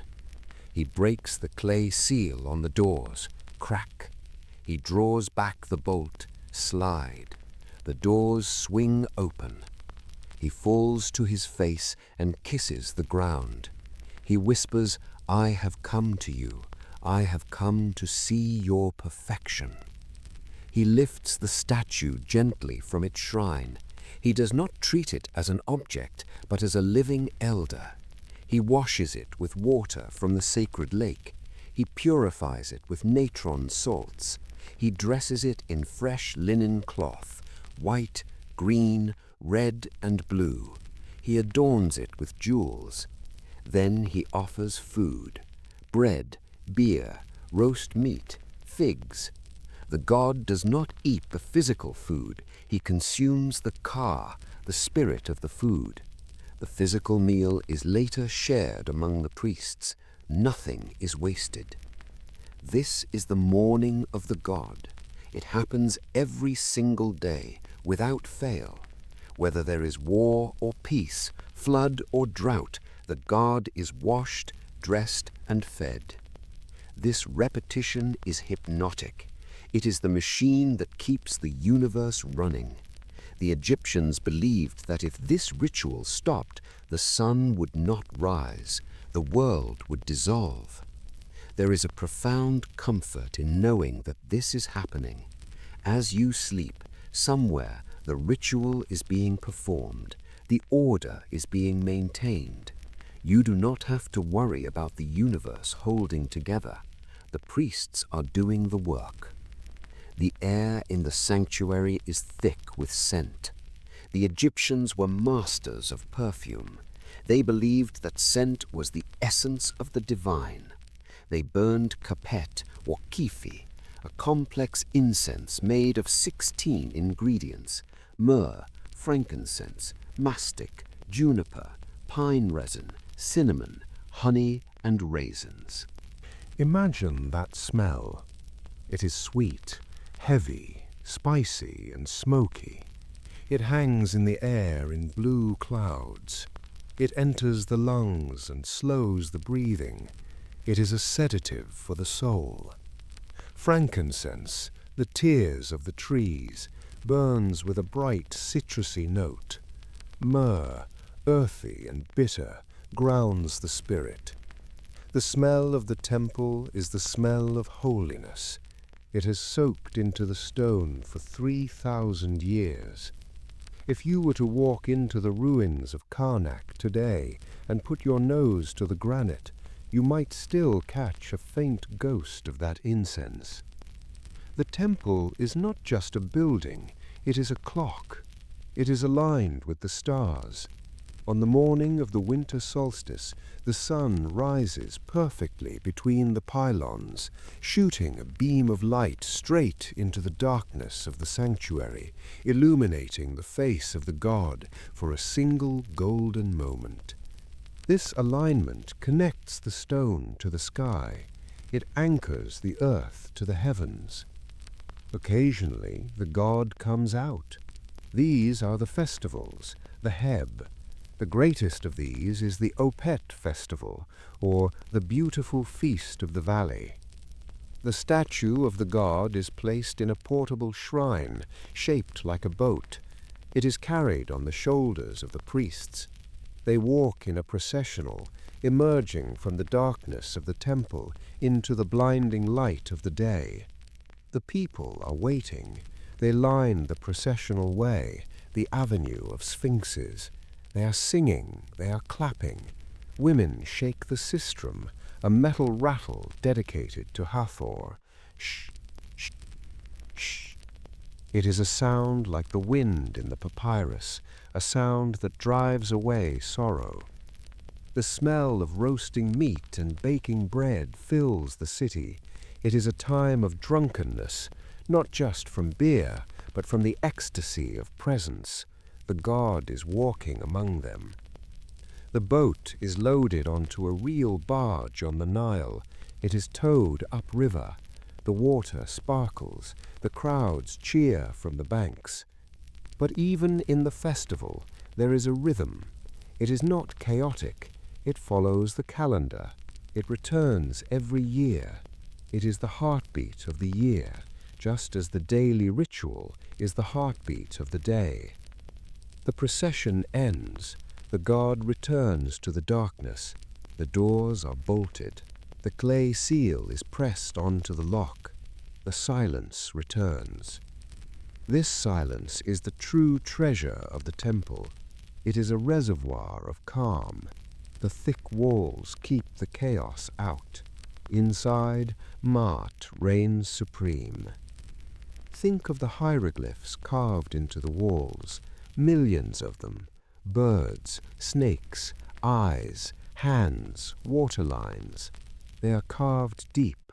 They are painted in blue, yellow, and green. In the darkness of the temple, they are not seen by human eyes. They are speaking to the gods. They are chanting an eternal prayer for the stability of the world. Life, prosperity, health, the walls say. Endurance, joy, stability. These words are vibrating in the stone. They are active. The temple is a battery charged with the intent of thousands of years of prayer. As you lie in your bed, imagine that your room is a sanctuary. Your walls are the thick stone walls of the temple. They protect you. The air is cool and still. There is a faint, sweet smell of kifi drifting from a censer. You are entering the hypostyle hall of sleep. The columns are the trees of the dream forest. They stand tall and silent around you. The light is fading. The shadows are lengthening. You are walking toward the inner room, the place of total rest. You do not need to perform the ritual. It has already been done.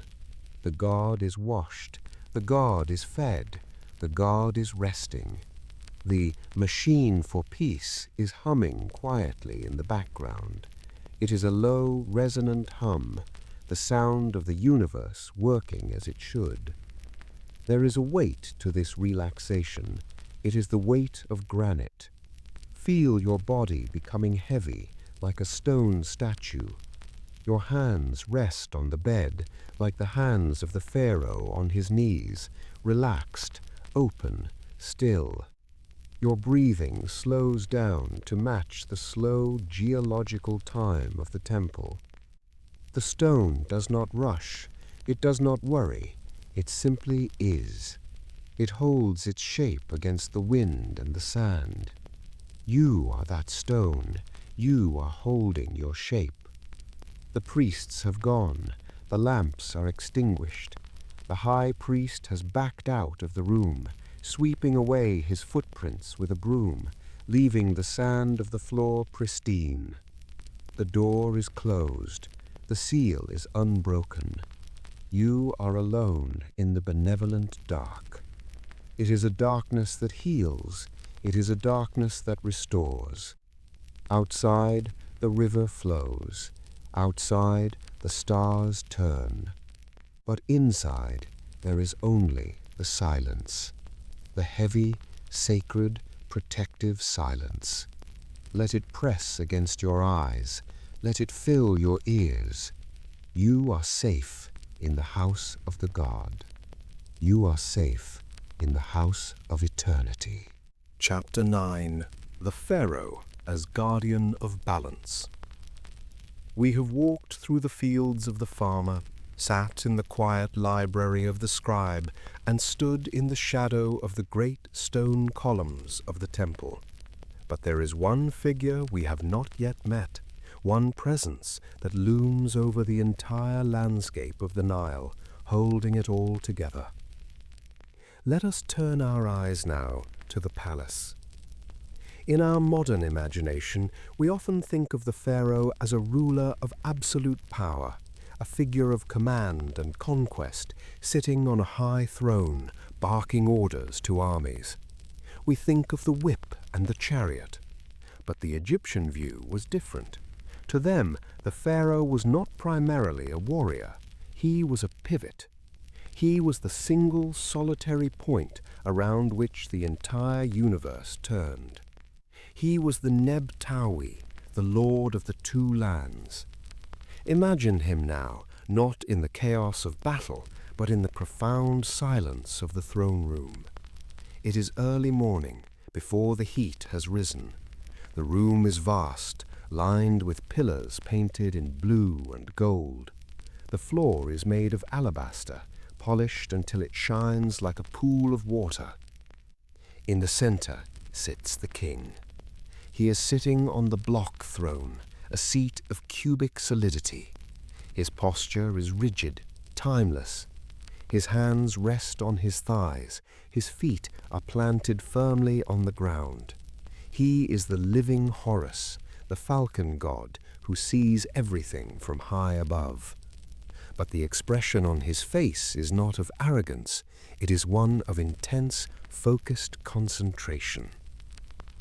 He is wearing the double crown, the shent. Let us look at this crown. It is a strange, composite object. It combines the red crown of the north, a flat-topped cap with a tall curl, and the white crown of the south, a tall, conical bulb. To wear this crown is to bear a physical and metaphysical weight. It symbolizes the unification of opposites, the delta and the valley, the papyrus and the lotus, the red land and the black land. The pharaoh's head is the meeting place of these opposing forces. His duty is to hold them in balance. If his attention wavers, if his strength fails, the two lands will split apart. Chaos will enter. The desert will swallow the field. This is a lonely, high, and solemn duty. It is the duty of the Atlas figure holding up the sky. In the coronation texts, when a new king is crowned, the gods say to him, "I have given you the office of your father, so that you may establish Ma'at in the place of Isfet, establish order in the place of chaos." This is his job description.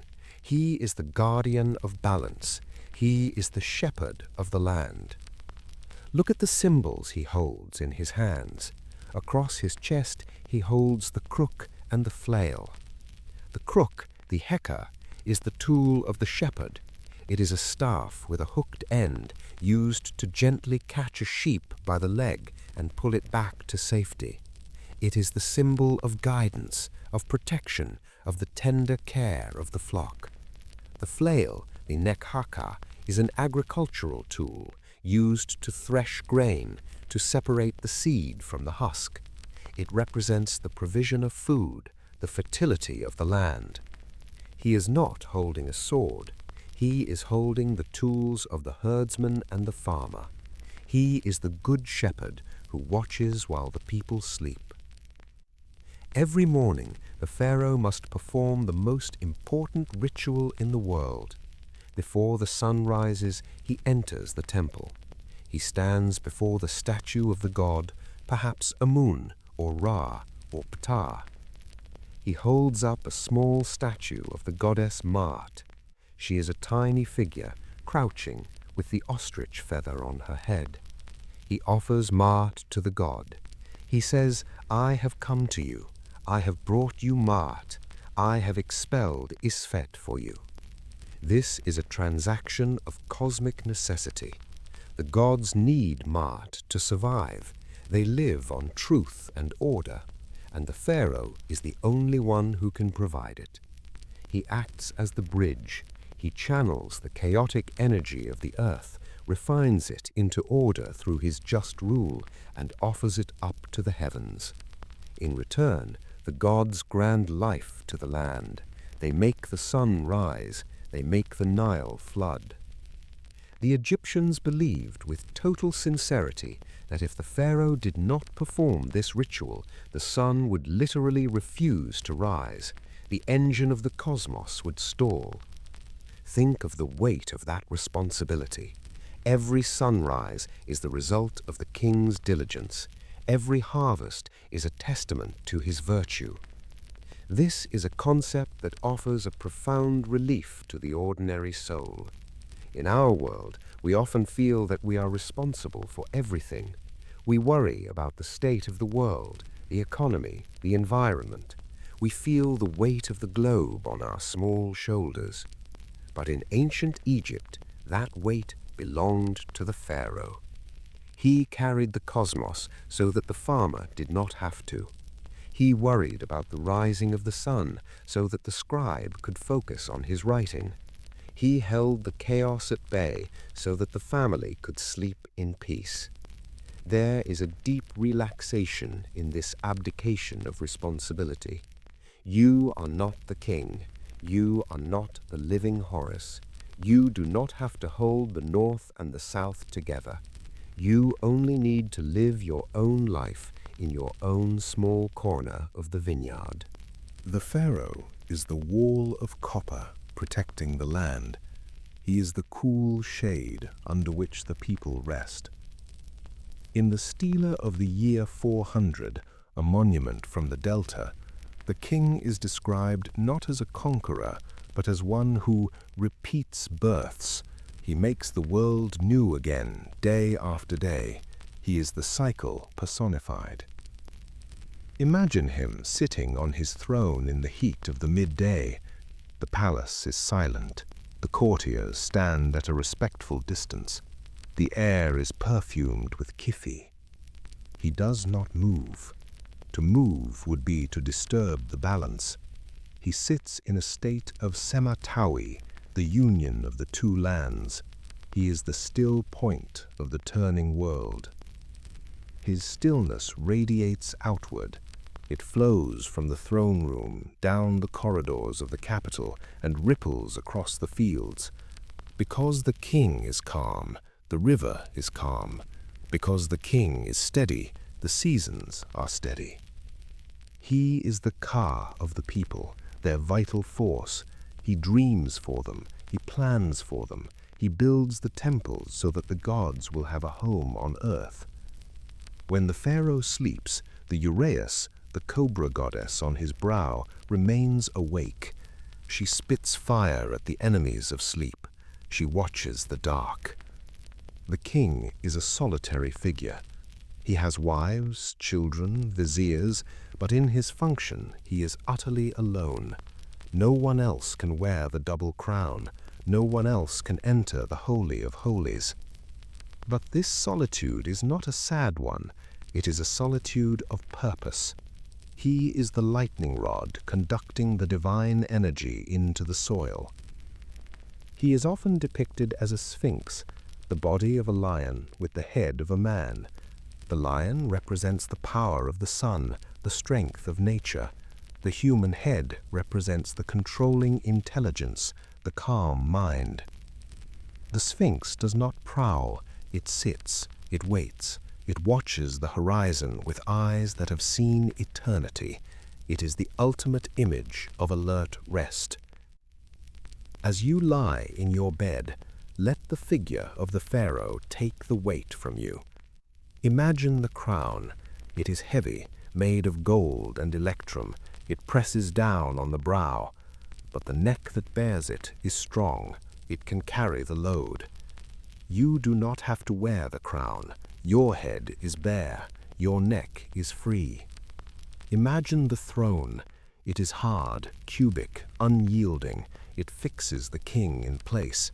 He cannot wander. He cannot drift. He must be the anchor. But you do not have to sit on the throne. You can lie on the soft mattress. You can drift. You can wander in the fields of sleep. The pharaoh is the herdsman of all people. He has no evil in his heart, the texts say. He spends the day seeking the welfare of the land. He is watching over the fold. The sheep do not need to keep watch. The sheep only need to graze and to rest. There is a concept called rechit, the common people, often depicted as a bird, a lapwing with human arms raised in adoration. They are the ones who are protected. They live under the wing of the falcon. Feel the shadow of that wing covering you.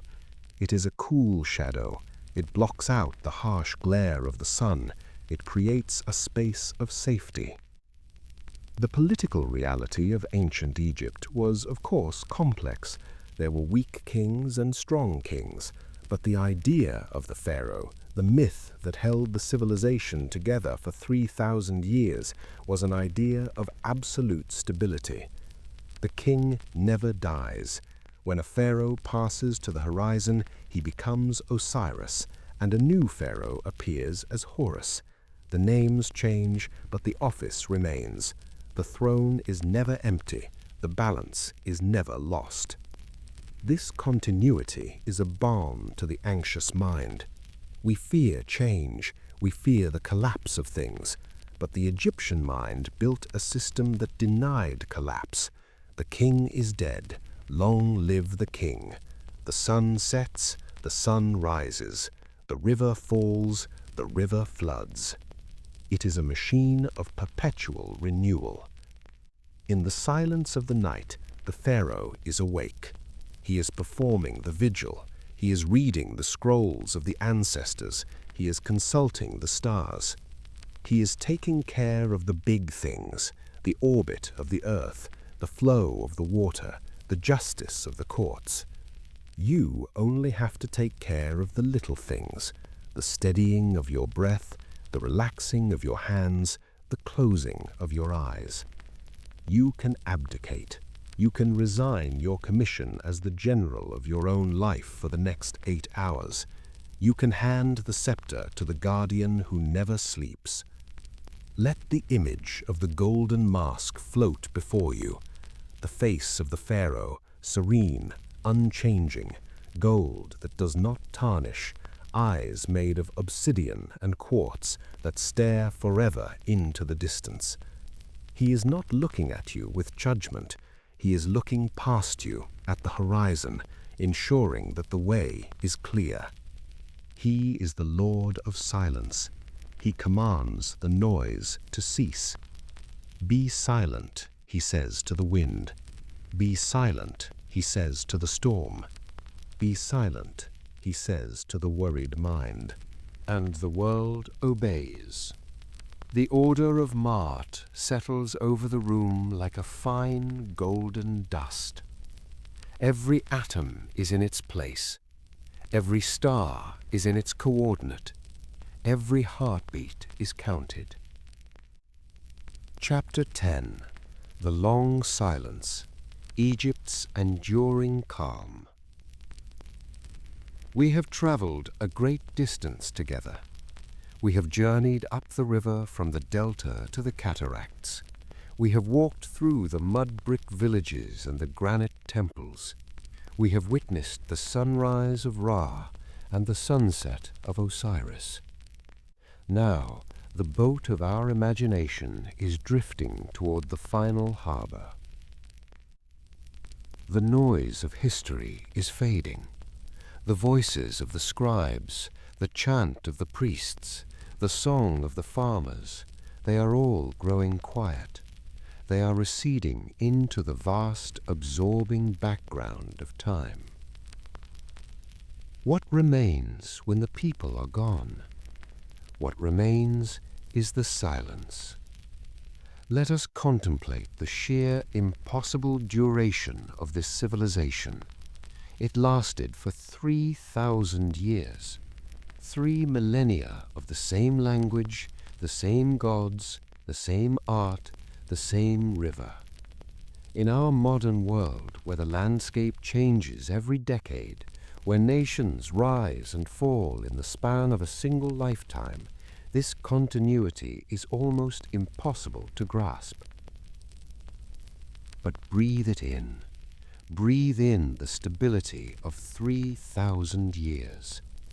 It is a sensation of immense weight and comfort. It tells us that the human spirit is capable of holding its ground. It tells us that we do not have to be swept away by the current of change. We can build something that stands.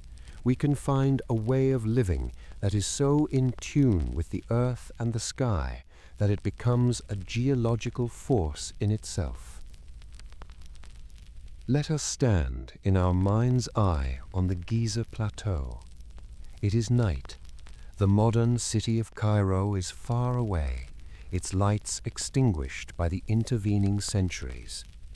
We are alone with the great pyramids.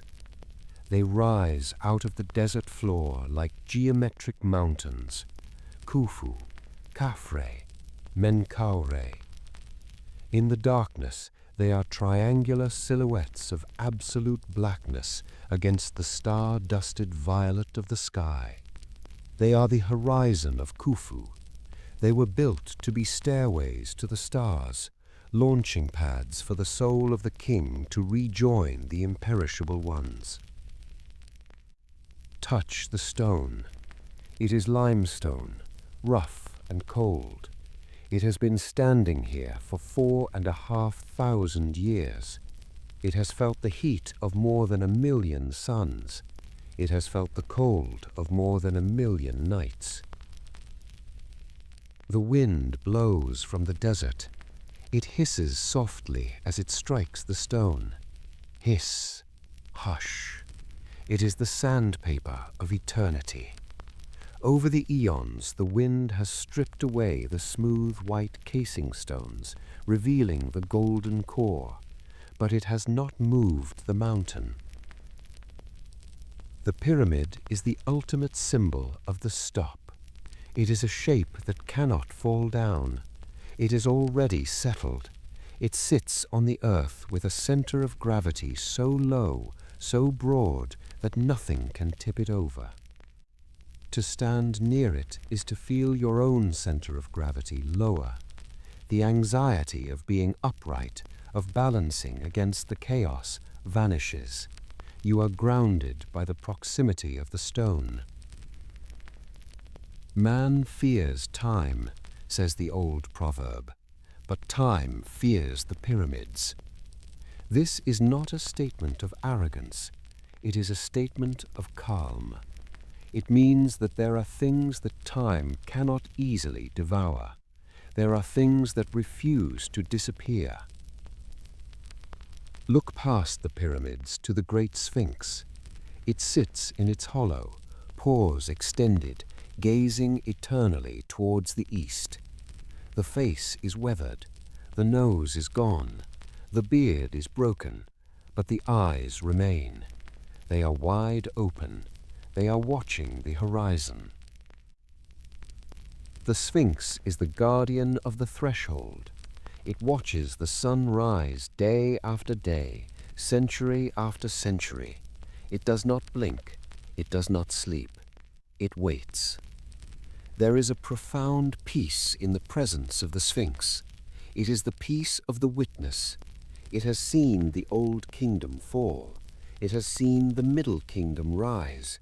It has seen the Hyksos invaders, the new kingdom glory, the Persians, the Greeks, the Romans, and it has seen them all come, make their noise, and leave. And through it all, it has remained still. It teaches us the power of stillness. The world swirls around us, emotions rise and fall, fortunes change, but the witness inside us, the part of us that watches, the part of us that knows, is like the Sphinx. It sits in the sand. It watches the light. It remains untouched. Beyond the plateau, the desert stretches out, the Deshret, the Red Land. In the daylight, the desert is a place of burning hostility, but at night it is a place of infinite purity.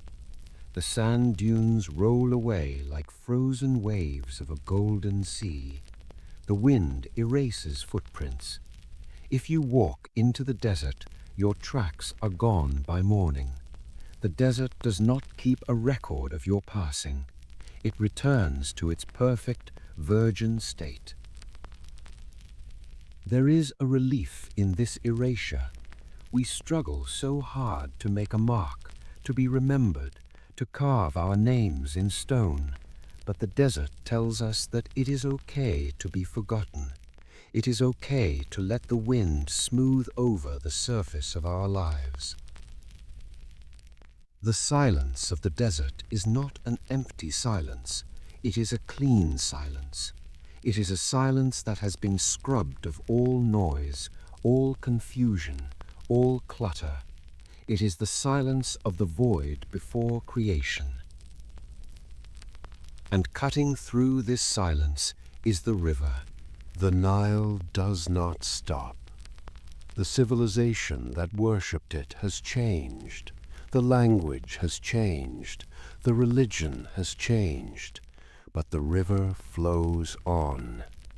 It rises in the highlands. It swells. It floods. It recedes. It flows to the sea. It is the artery of the planet. It cares nothing for politics. It cares only for gravity and life. Imagine the sound of that water moving in the dark, a deep, muscular current. It carries the silt, it carries the seeds, it carries the reflection of the moon. The continuity of nature is the ultimate reassurance. We are biological creatures. We belong to the river and the sun. Our bodies know how to breathe, how to beat, how to sleep, without any instruction from our conscious minds. We are part of the flow. The ancient Egyptians understood that they were participating in a long now. They did not see themselves as modern people cutting ties with the past. They saw themselves as the caretakers of a legacy that began with the gods. When a scribe copied a text, he was keeping the voice of an ancestor alive. When a priest performed a ritual, he was repeating the actions of 1,000 priests before him. This created a golden chain of memory. It stretched back into the mists of time and forward into the unseen future. As you lie here, you are holding the end of that chain.